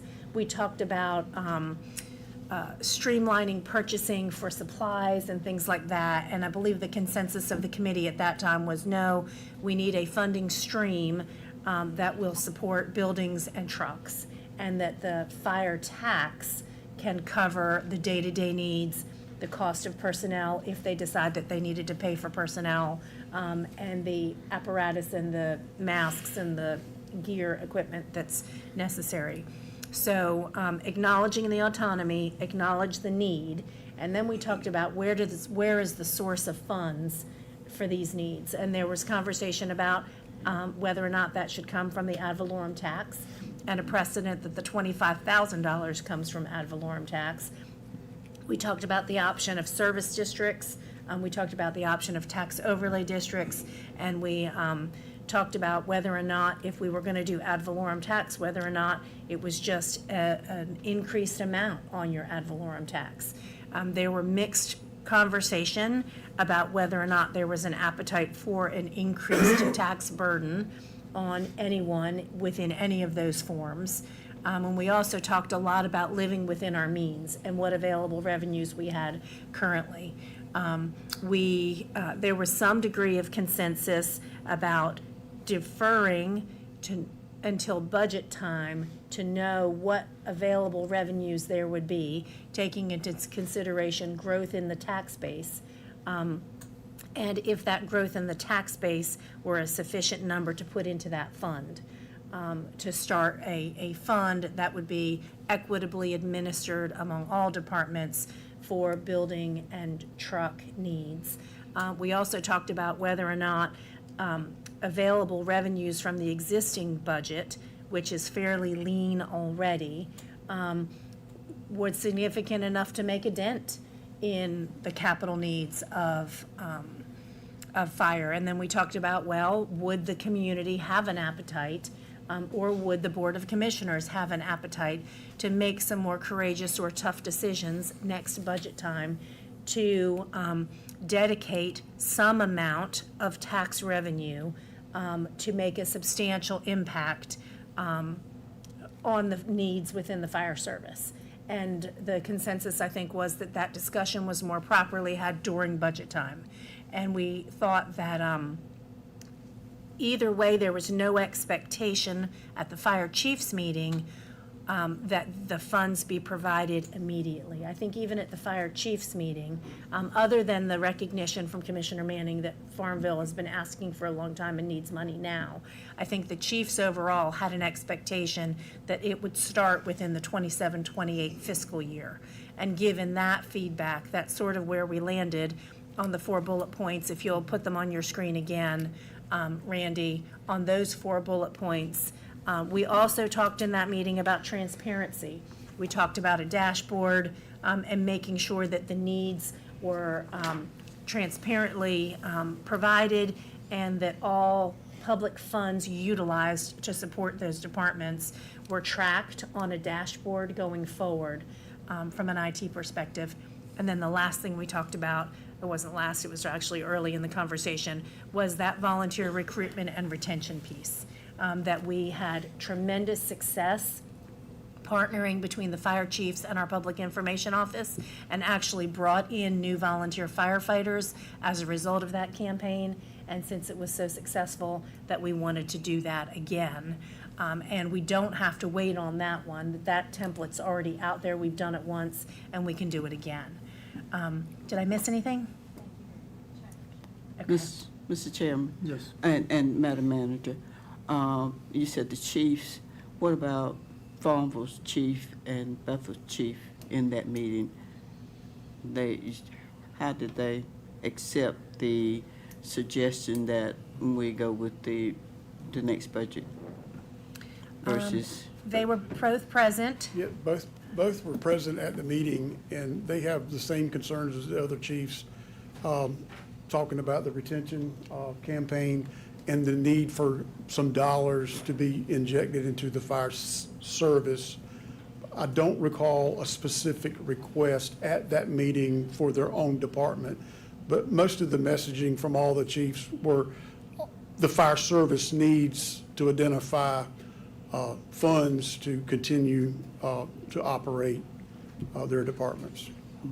Yeah, I'll say they're really, in that chiefs meeting, they were really thinking system-wide, right? And you may recall from our consultant, he said although there are 20 or 21 separate entities providing fire service, they operate and function like a harmonized unit in how they respond, and that's actually how they discussed.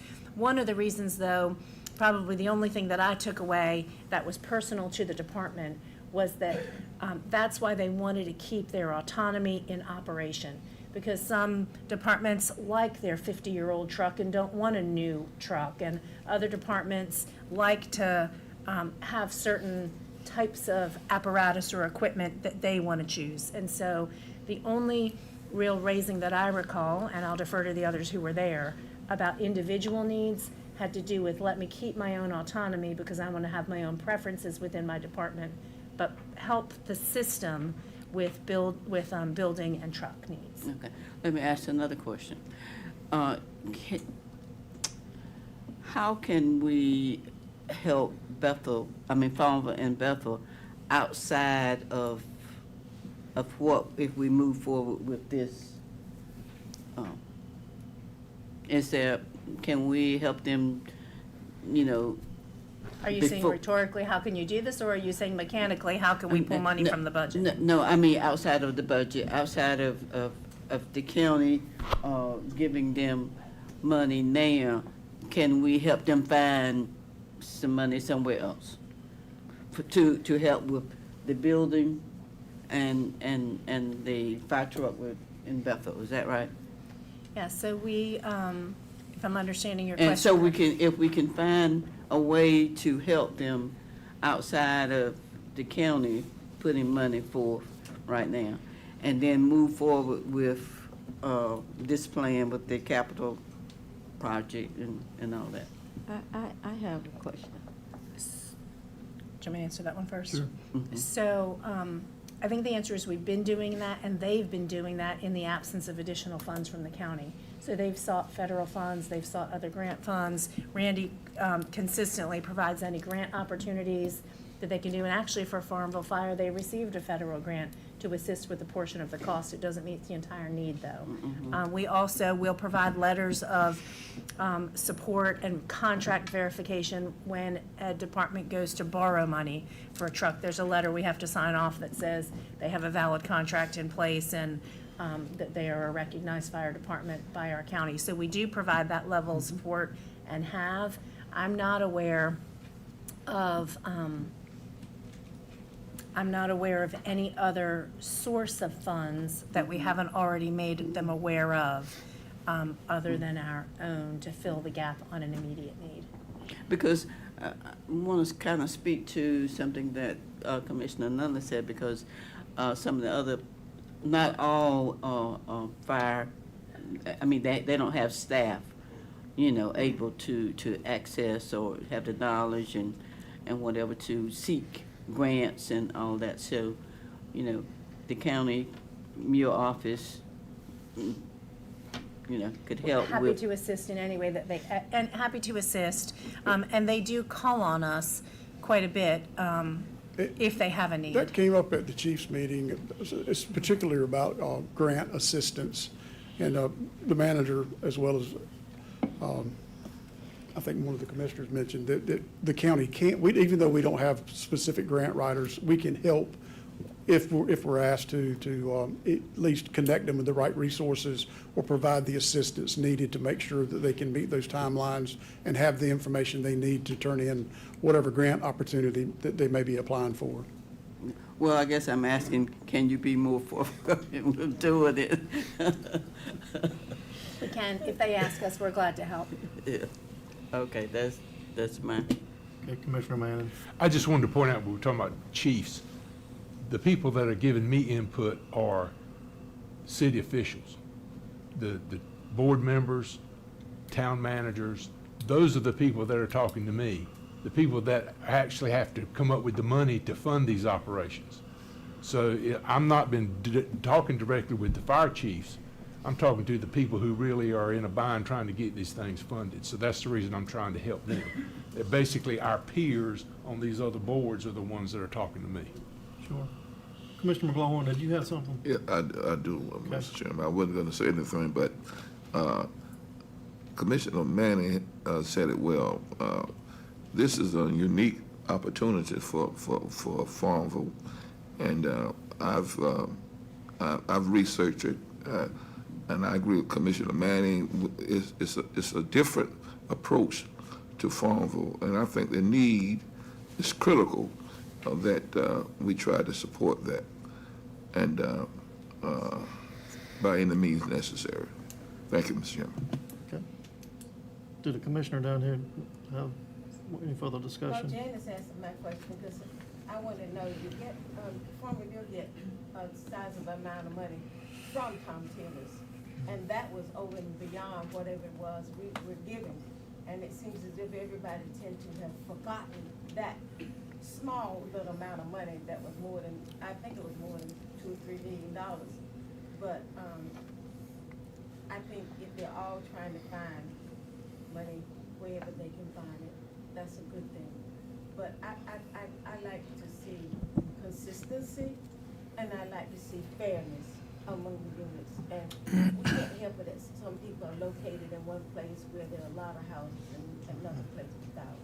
So I like to see, I need to know that we are fairly treating everybody the same. That's me. Mr. Chairman. Okay. Yes, sir. One last question. You said $850,000, Sheriff, to Farmville for their building and $100,000 to Bethel. Right, keeping it under $1 million because What- that's the figure I had in my mind that might be a fund we establish in. Yeah, and I agree with you. I think we were $1 million, $1.5 million fund we should establish. I was wondering, my next question would be is Farmville, and I don't think anybody knows it, going to ask for more money on top of that after this 850, or they're going to come back and say, we need another 1.25 million, another 1.5 million to finish our building? They certainly probably will need it because, I'm sorry. From my understanding, the original project was like $11 million. And yes, those funds from the senator and the congressman are helping.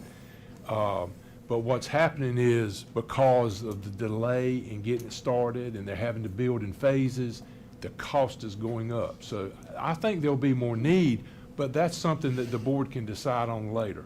I mean, I'm not pushing, this is a little bit to help them right now because they do need some help just to get the station operational once they finish what they're doing so that they can start utilizing the building. Thank you.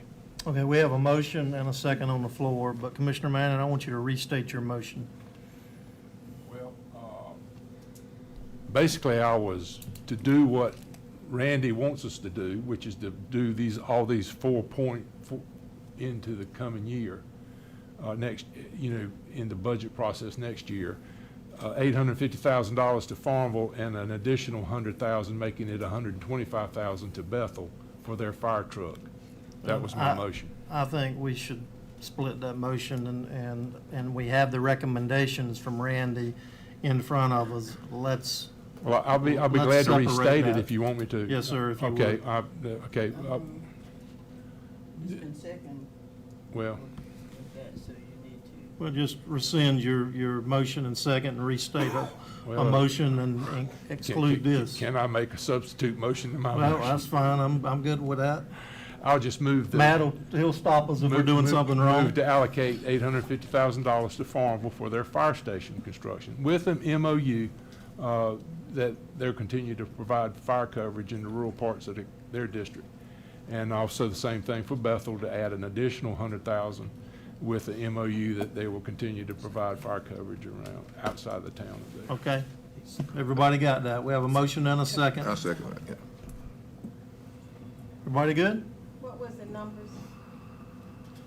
800,000, is that what you said? $850,000 for Farmville. 850 for Farmville, And an additional $100,000 to Bethel. 100 for Bethel. Because we've already allocated $25,000 to them for their fire trucks. So that would be a total of $125 for Bethel. Okay.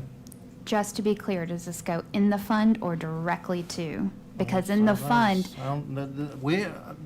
I haven't heard anything about this going into a fund. okay, This is for a Just motion he's separate. making for those two entities to receive that money. It can be a good start.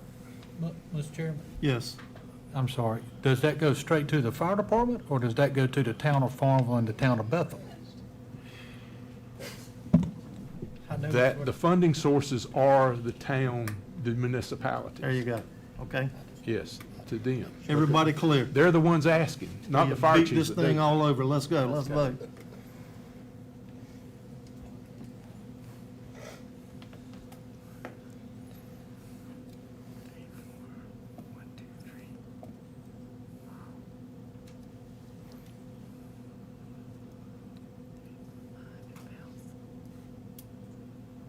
Commissioner Perkins-Williams, we're waiting on your vote.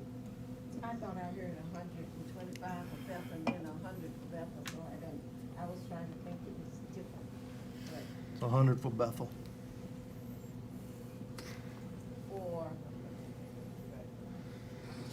It was 850 for Farmville, Right. 100 for Bethel. On top of the 25 they already have in the budget. so it's specific for what they're gonna use it for.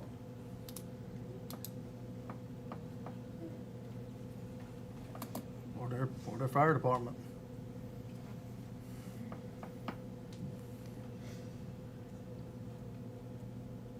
Okay. That failed, is that correct, Matt? Okay. All right, thank you for the robust discussion. Do you want a motion on the recommendations? Do we have a motion for Randy's recommendations that he presented? I make a For us to motion, move forward with those? I make a motion that we move forward with those. Okay. And I'll second it. We have a motion and a second. Let's vote on that, please. Okay. Thank you, Randy. Appreciate it. Okay. Items for decision. I'll invite Florida up for personnel ordinance update. Thank you, Mr. Chair. Good evening to all of you. What we have in front of you is a request to update our personnel ordinance, specifically the grievance process, which would be the grievance definition, as well as the process employees will use if they decide they want to file a grievance for certain circumstances, employment decisions that are made.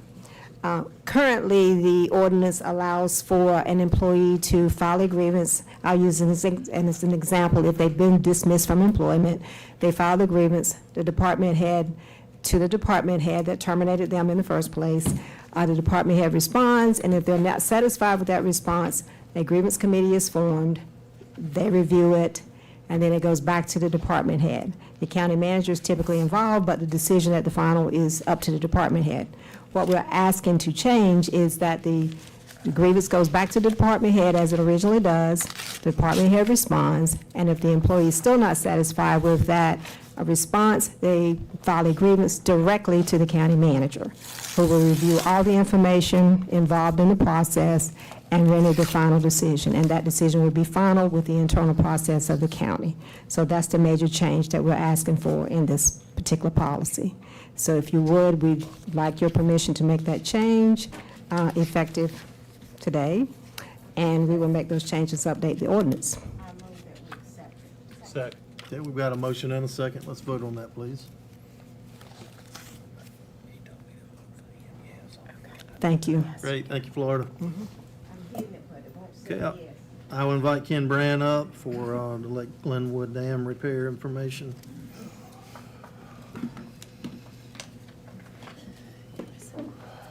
Good evening, Mr. Chairman, Commissioners, County Manager. I'm bringing to you tonight the contract for the repair of the Lake Glenwood Dam. Design for the repair of the Lake Glenwood Dam was completed by LJB Engineering earlier this year and was approved by the state on June 3rd. Pitt County published an RFP on May 13th, and a pre-bid meeting was held on May 26th. We had 4 contractors attend the pre-bid meeting. Bids for the dam repair were received on June 18th. Although 4 contractors attended the pre-bid conference, Trader Construction Company was the only company to submit a bid for the RFP. So according to state law, we could not open the bid at that time. The RFP was re-released again on June 22nd with a due date of June 30th. Trader Construction Company, again, was the only contractor to submit a bid. The bid submitted by Trader Construction Company was for the amount of $2,585,250. So tonight, we're asking for a motion to select Trader Construction to perform the repair work at Lake Glenwood Dam, authorize the county manager to sign a contract with Trader Construction in the amount of $2,585,250 with a contingency, and approve the associated budget amendment that would go along with this. Okay. Commissioner Manning? Thank you, Mr. Chairman. I'm opposed to this project. I don't think, we're talking about establishing a recreational park out there. We've just opened several recreational centers, one on each side of town. We're paying people now, we're upkeep on those buildings. That's one thing. We've expanded the recreational offerings that the county's making just in recent years. The second thing is I've had a lot of complaints from folks out there around the Lake Glenwood, the neighborhood, the LT Hardy Road, about traffic. And especially the city is approving apartment buildings be built out there on dumping out on LT Hardy Road and all this kind of stuff. And I think this is just going to add, if it's successful, it would add more congestion to what is already a traffic problem out there. If it's not successful, it's going to be a problem with, people trespassing at hours of all day and night and disturbing neighbors and folks out there. That's just one point. The second point is I feel like this is a tremendous liability for the county. This dam has been giving problems since I've lived in Pitt County. And I looked at the elevation maps from the lake down to the creek right there where the entrance is to Willow Run is like a 50-foot drop. And that's a lot of water that when that dam gives away, or if you've got a hurricane, you're getting 2 or 3 inches an hour, that's a lot of water going downstream. And because when you go over, I rode this whole area back here some weeks ago. You go to the back side of Glenwood Apartments, and you're looking up at the lake, and you're looking down at the houses in Willow Run. And that creek bed is completely overgrown, trees, brush. If all that water was to turn loose, and I realize we're having to fix the dam, it's been a problem for years, and I feel like with 30-some properties backing up to this lake, all it's going to take is one young'un to get in that lake and drown, and the county's going to get sued. We're exposing the county to a lot of liability here if the dam doesn't hold, because I know these engineers, that it's been engineered and repaired 2 or 3 times since I've lived in Pitt County, and I used to live out in Eastern Pines. Well, as I said in the meeting the other day, when you think you've conquered Mother Nature, the man upstairs will make a fool out of you. And I just think we're taking on a lot of liability here for something that we really don't need recreational-wise, because we're already doing stuff. And this is $2.5 million we could use to help fire departments, and that's a whole lot more important to me than fixing this dam. That's all I got to say. Mr. Nunley? Thank you, Mr. Chair.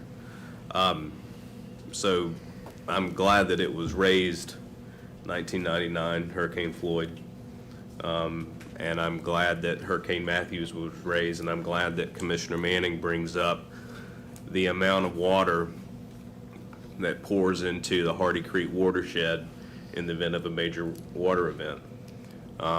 Since the 1960s, when Hardy Pond was constructed, it has served as a de facto detention pond for any of the water runoff in that watershed, controlling the downward flow of water down in through Hardy Creek, which has allowed development downstream. There are significant developments, Brook Valley, Willow Run, just to name a few, downstream of the dam.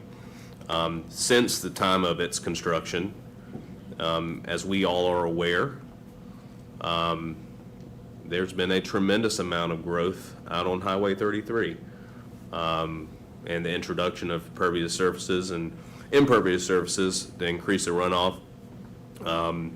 And so what was farmland that emptied into a reservoir has turned into a suburban landscape that captures a tremendous amount of water in a major water event. and that all empties into the Hardy Creek watershed, which is headed by what is Hardy Pond, I guess known as Lake Glenwood. So while we talk about this as a recreational pond, as a recreational item, I think that the fact that we call it that is out of ingenuity and thinking outside of the box, looking at something that our community needs, which is water resiliency, redundancy when it comes to flood water management. What do we do as a community? Do we look at it? Do we cordon it off, or do we treat it as a community asset? And I think that the fact that our county and our staff has come up with and developed a plan to have another resource for our community where people can legally and safely access a water feature without cost, by the way, and fish and have family time on a park. That is a benefit. But make no mistake, this pond retains sediment, runoff, does a huge job at stopping that downward flow and that capture basin. The plan that has been developed would provide for the appropriate flow in that capture of water, so that the roadway, which is Eastern Pines Road, which washed out in Hurricane Floyd, cutting off emergency services, and washed out in Hurricane Matthew, cutting off emergency services. This fix, in coordination with DOT, would ensure that that roadway remains open in a major watershed event. So this is not just a cutesy fishing pond. This is about ensuring that development in eastern Pitt County and the development that's happened post-1960, which we can't do anything about, remains safe. And we do it in a creative way so that folks can enjoy their community. So yeah, I'm not happy that the price is higher, but as we've said before, as things are delayed, the price goes up and up and up. The longer we push it down the road, the higher the price gets. This is not just a cute pond. This is about resiliency. This is about Eastern Pines roadway remaining open in our next major hurricane. And this fix will make sure that happens. So my motion is that we award the contract and the budget amendment, and look forward to 30 years when people look back and say, hey, that was a pretty smart move because we didn't get flooded out. Let's go back to Commissioner Manning. Just one comment. One option is you lower the level of the lake, drain it, and use that land for something else. And then you don't have to spend $2.5 million to dam it up. Respectfully, when the water comes, it comes. Commissioner Weaver. Thank you, Mr. Chairman. I agree with Commissioner Manning and Commissioner Nunley on some of the issues. I do not know that we can engineer that dam to withhold if we have a Matthew. I agree with Commissioner Manning on that. I also remember, I wasn't there, I'm not that old, some may beat it. They said the Titanic was unsinkable, and I think it's at the bottom of the ocean right now. I don't think we can build anything to stop Mother Nature. And my question would be, is the 2,585,250 in addition to the 1.2 million we've already set aside? So it would be a total of 3.6 million? The 2.5 would be moving forward with the completion of the dam. There also would be some extra charges for LJB.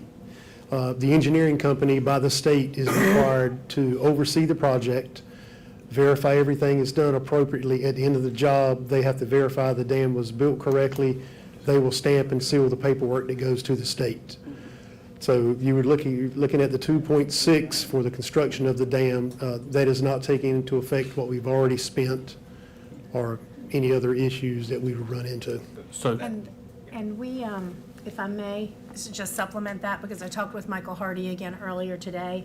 The 1.2 was the projected cost for Yes. the dam, but the budget only includes closer to the $750,000 that we carried forward from the initial $1 million allocation.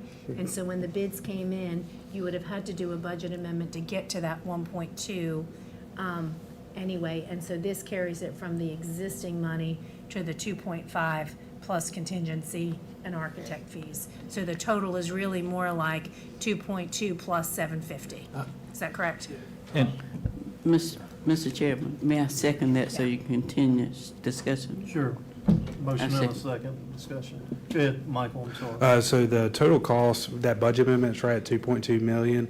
The budget that's carrying over from 25-26 to 26-27 is right at 700,000. So plus the 10% contingency is at 258,000. That puts you right at 2.9 million. So 2.2 plus the 700 puts you at 2.9. that's so the total. 2.9, oh man, we knocked it down from 3.6 million to 2.9 million. Yes. Yes. Okay, thanks. We say, one of the things on this is I could see giving a lot of this money to EMS and fire where they need it. I will say that. My next question would be, when we took this, I was not on the board, so I don't know. I've read up on some of the things. When we took it in, we were supposed to get grants MS to be able to do that. That didn't work out. So my next question would be, what would we need to do if we were going to return it back to the homeowners, or if we were going to try to make it into a natural area to where we just keep it? We keep it, but we turn it into a greenway or a green area like that. I honestly have no idea what that process would involve because we haven't looked at it. But we could certainly utilize in-house resources through our soil and water office and emergency management and other subject matter experts, that if that's the path the board wanted to go down, we could certainly bring back a process and cost estimates. To this point, we have not done that because that's not been the directive we've been provided by the board. The board's directed us, and really the time delay had to do with the approval of the engineering plans by the state and by the engineering firm. So that's the reason why we haven't explored that. And, and Mr. Chairman, my only concern about this is if we pay that for the dam, we're putting a lot of money, raising our budget, putting a lot of money in. Is that engineering group, Trader Construction, going to say, hey, it's never going to be breached? No, they're not. So if it does get breached, and if it does wash the road out or go down, lo and behold, it costs somebody a life. Pitt County's responsible for that. That's a lot. I'm telling you, one of the most liability areas you can do is have a pond, especially if it can breach a road and cause loss of life. That's why, that's why I'm against it. I'm not for saying do away with it. I think if we could turn it into a natural area, a greenway, that would be great. We keep it, we bring it back, we do it, and we can keep a park out there if you want to. It just don't have the water that's the liability for us. Thank you, Mr. Chairman. Can we reach out to NCDOT? They've replaced that road twice for breaches. Would they be willing to contribute some money so they don't have to do that again? They are. So Go ahead. So they are, if I'm not mistaken, they have agreed to upgrade the underflow when we complete the dam remediation. So they will be going under, at least that was the early, this is back in 2022, 23 when we're talking about it, but it's my understanding that DOT will upgrade the underflow to meet our design. So that was something that was discussed. I would need to confirm that with the current plan, but I recall that prior discussion, and they have not offered any money toward it other than that earlier. How about recreation grants could help fund some of that. So we did apply for a recreation grant for Lake Glenwood Park. We did receive, help me Jennifer with the amount of money, of that grant for Lake Glenwood Park, but none of it was allowed to be utilized for the dam repair, only for the development of an all-abilities park. Is that correct? Yes, we have $479,000 in accessible grants with a local match from the board, so it's $575,000 for park development. Thank you. Thank you. Further discussion? Yes. Commissioner Brown? Thank you, Mr. Chairman. I have a lot of thoughts regarding this. First and foremost, I want to say that I lived in Arbor Hills across the street for many years, so I genuinely would love to see the vision come to life. However, I have a lot of concern. I think that this is two separate conversations. I think that we have a public safety risk, and then I think that we have a park. And I think that they should be handled as such. Let that just be known on the record. I think that we're blending the two, and as much as I would like to see both come to fruition, I do think that they're two separate conversations. I have a couple questions. First and foremost, 750 was the initial projection. We're now over $3 million. Can you give us a simple overview as to how we got there and what that equates to? One of the biggest issues is this is a highly specialized project.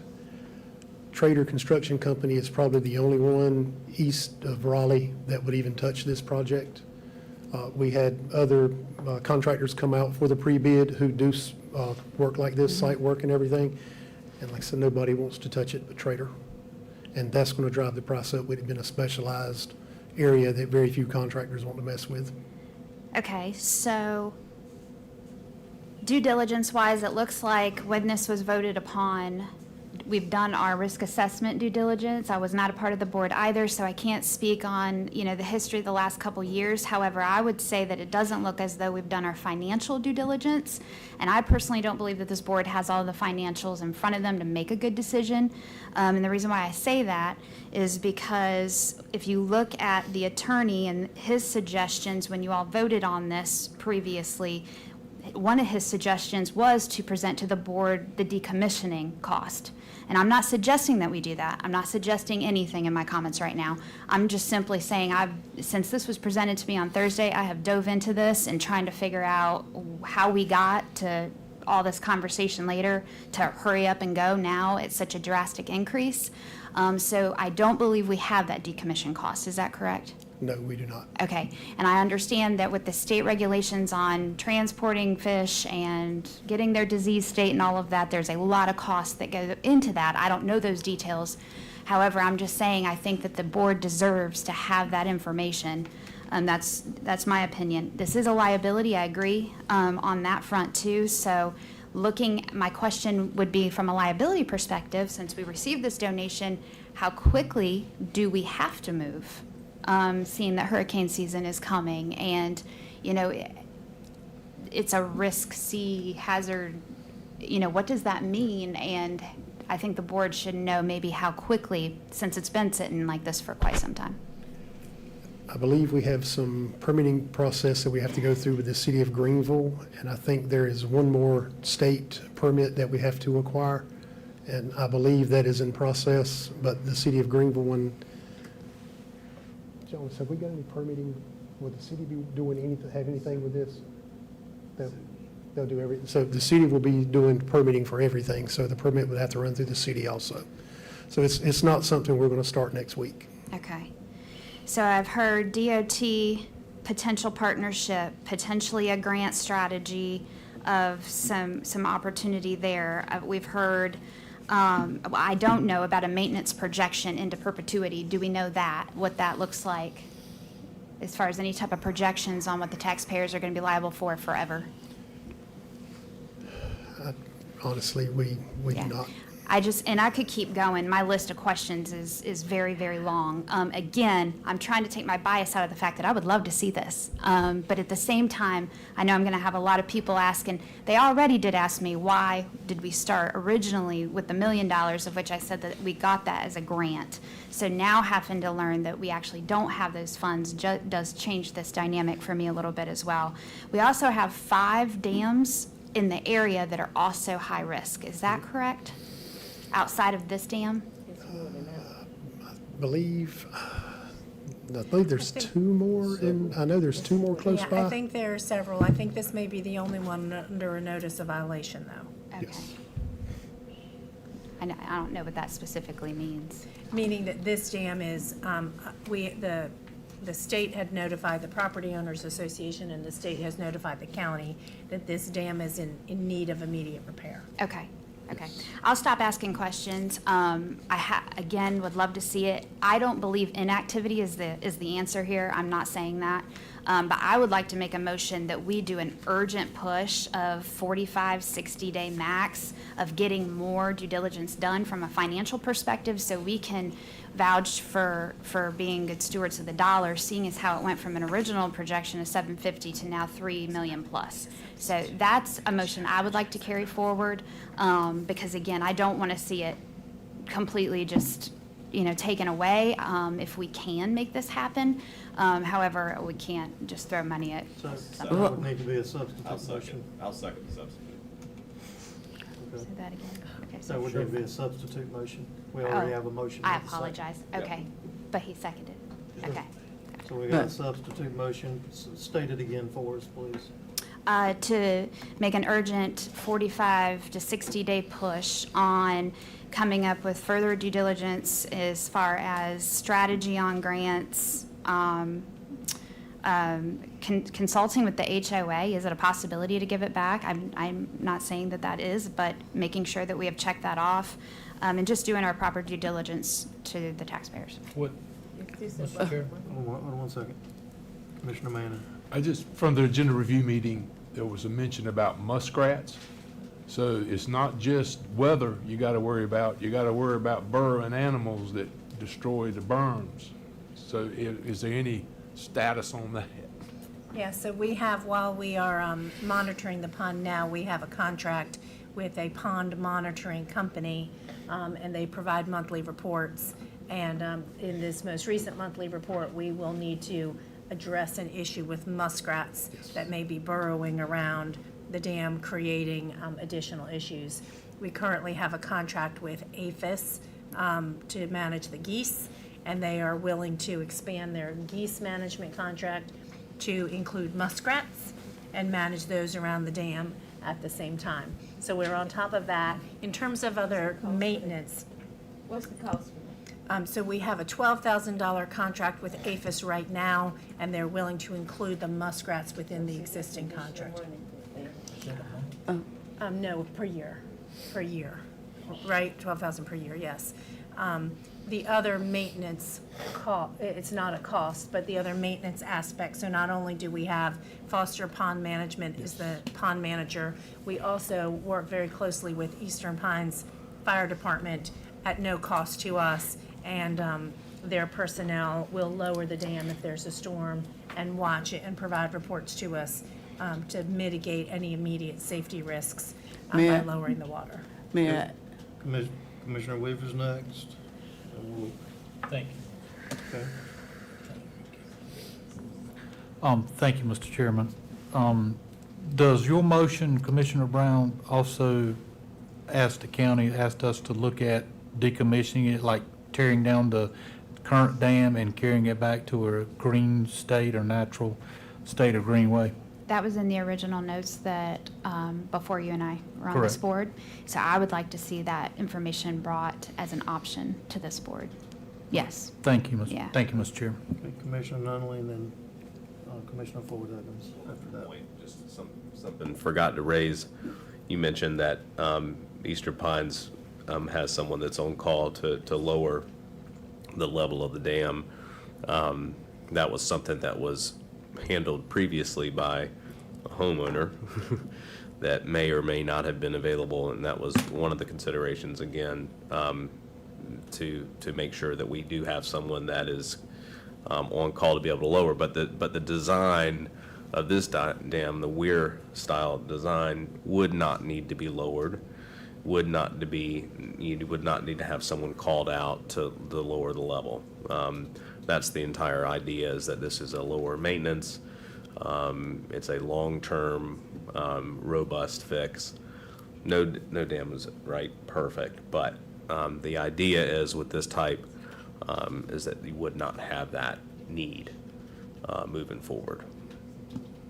Okay, Commissioner Floyd Huggins? Well, I'm just gonna ask, we have to do something. Is that the question? To me, yes, we have to do something. Yeah. Inaction is not an option, given that we are under a notice of violation from the state due to the proper functioning of the dam, and they are working with us because we are moving toward a solution. Okay. So you have to do something. You have to do something. Okay. So we have a substitute motion that's been seconded, and that is to bring a number of items of information back to this board within a 45 to 60-day period so that we can move forward. Does everybody understand that? You stated, did you just state the motion? I did not. The motion that Commissioner Brown made had a number of items that she would like to be brought back, information, so that we can make a better decision or move forward. You want to restate your position, Commissioner Brown? Yes. Just for clarification. I would like to make a motion for the directive for staff to further investigate and do our financial due diligence regarding this project, and to include any maintenance and repair, projections into perpetuity. And I would also like to separate this from a public safety and a park perspective. And that also includes decommissioning. Decommissioning, partnerships, grant strategy, any and all that we could potentially pull together to help assist with the financial Somebody seconded, didn't they? aspect. We did. Who did that? Okay, let's vote. We've got a motion and a second.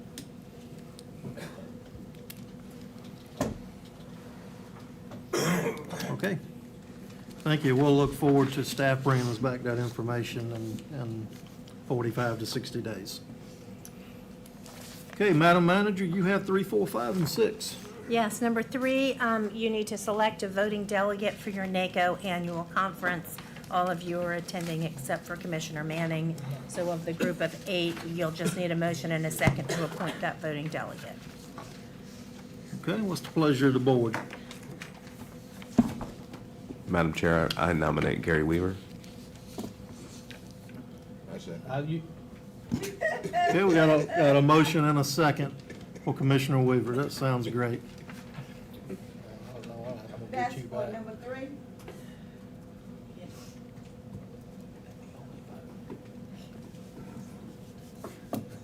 It's a wonderful opportunity for Commissioner Weaver.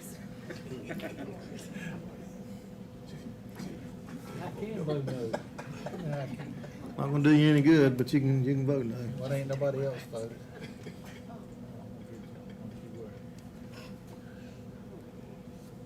I know he didn't do that. You know I did, yes, ma'am. Okay. Your next item is you need to select a voting delegate for the North Carolina Association of County Commissioners Annual Conference in Durham. Those attending, are you attending that conference in Durham? Yeah, the 3 attending that conference are Commissioner Perkins Williams, Commissioner Floyd Huggins, and Commissioner McLaughlin. So we got. Am I right? Sounds right. All right, I'm gonna get you next time. What? No, decline the nomination. What's the pleasure of the board? No, I'm not gonna get that. You're not? I mean, the voting delegate. Commissioner. Need one more go. Who's, I'll nominate Mary Perkins Williams. I second that. That was kind of low. Can you I'll restate that second. again? I'll second. All right, let's vote.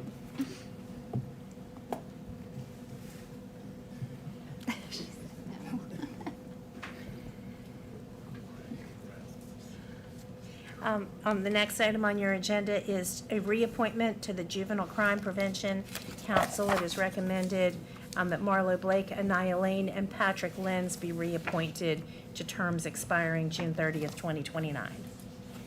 Okay, it's a pleasure to the board. Make a motion to approve. All right. Submitted names. Okay, we have a second down here. Let's vote on that, please.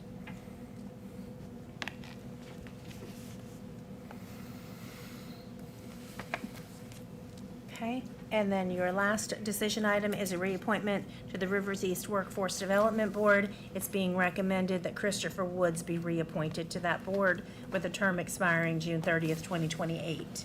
Make second. We got a motion and a second. Please vote. Okay, thank you. Is that all, Madam Manager? That is all that I have. Okay, we'll move on to commissioner comments. I'll start from my right. Commissioner Brown. I would just like to thank staff for being patient with me and doing helping me do some research with Lake Glenwood the last couple of days. So everyone's been wonderful. I just want to say thank you. Other than that, that's all I have. Commissioner Perkins Williams. But I'd like to also, oh, excuse me, I forget to do that. Ditto to what Brown said, but I'd like to offer my condolences to the Middies Commission's executive director family and the whole regional coordinate, and that our condolences be expressed to the board, the Middies Commission board, as well as the family on the loss of the executive director, Nicholas Brian Book.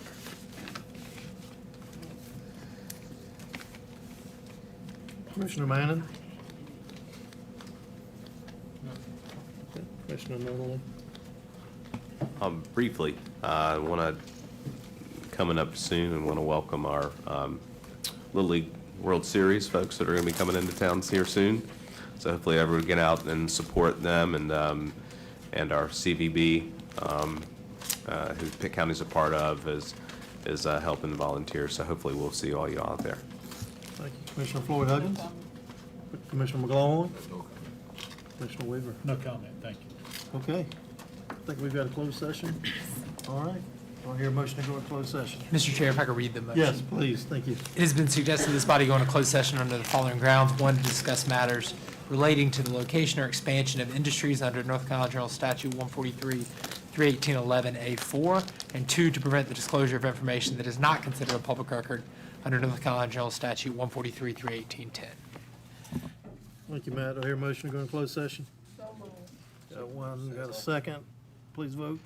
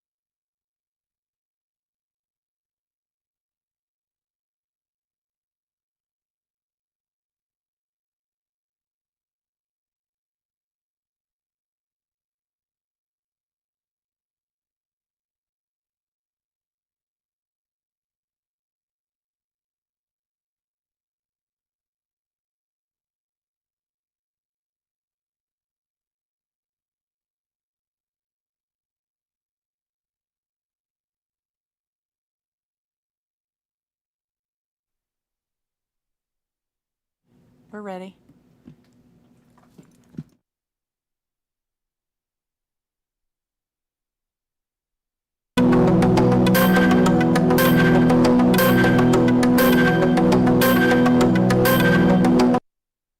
Okay, welcome back. I'd like to make a motion to approve the closed session minutes for June 15th. We've got a motion and a second. Please vote. Okay, Mr. Chair, I'd like for us to do it. okay, we have a motion to adjourn and a second. Please vote. Thank you all for being there this evening. Do we need that for anything? If you get to the hotel, although you'll be coming with me, and there's an issue with the county credit card that has paid for your room, you'd need to show that. Okay, I didn't know It's- with his name, with Yes, Chris's name and everything. Chris up is there. the I didn't first know. one, and it applies to everybody here, Okay, so you're gotcha. highlighted there. Awesome. Yes. Wait a minute, Ms. Janet. Yes. Mark, you got to vote. Oh, sorry. All right.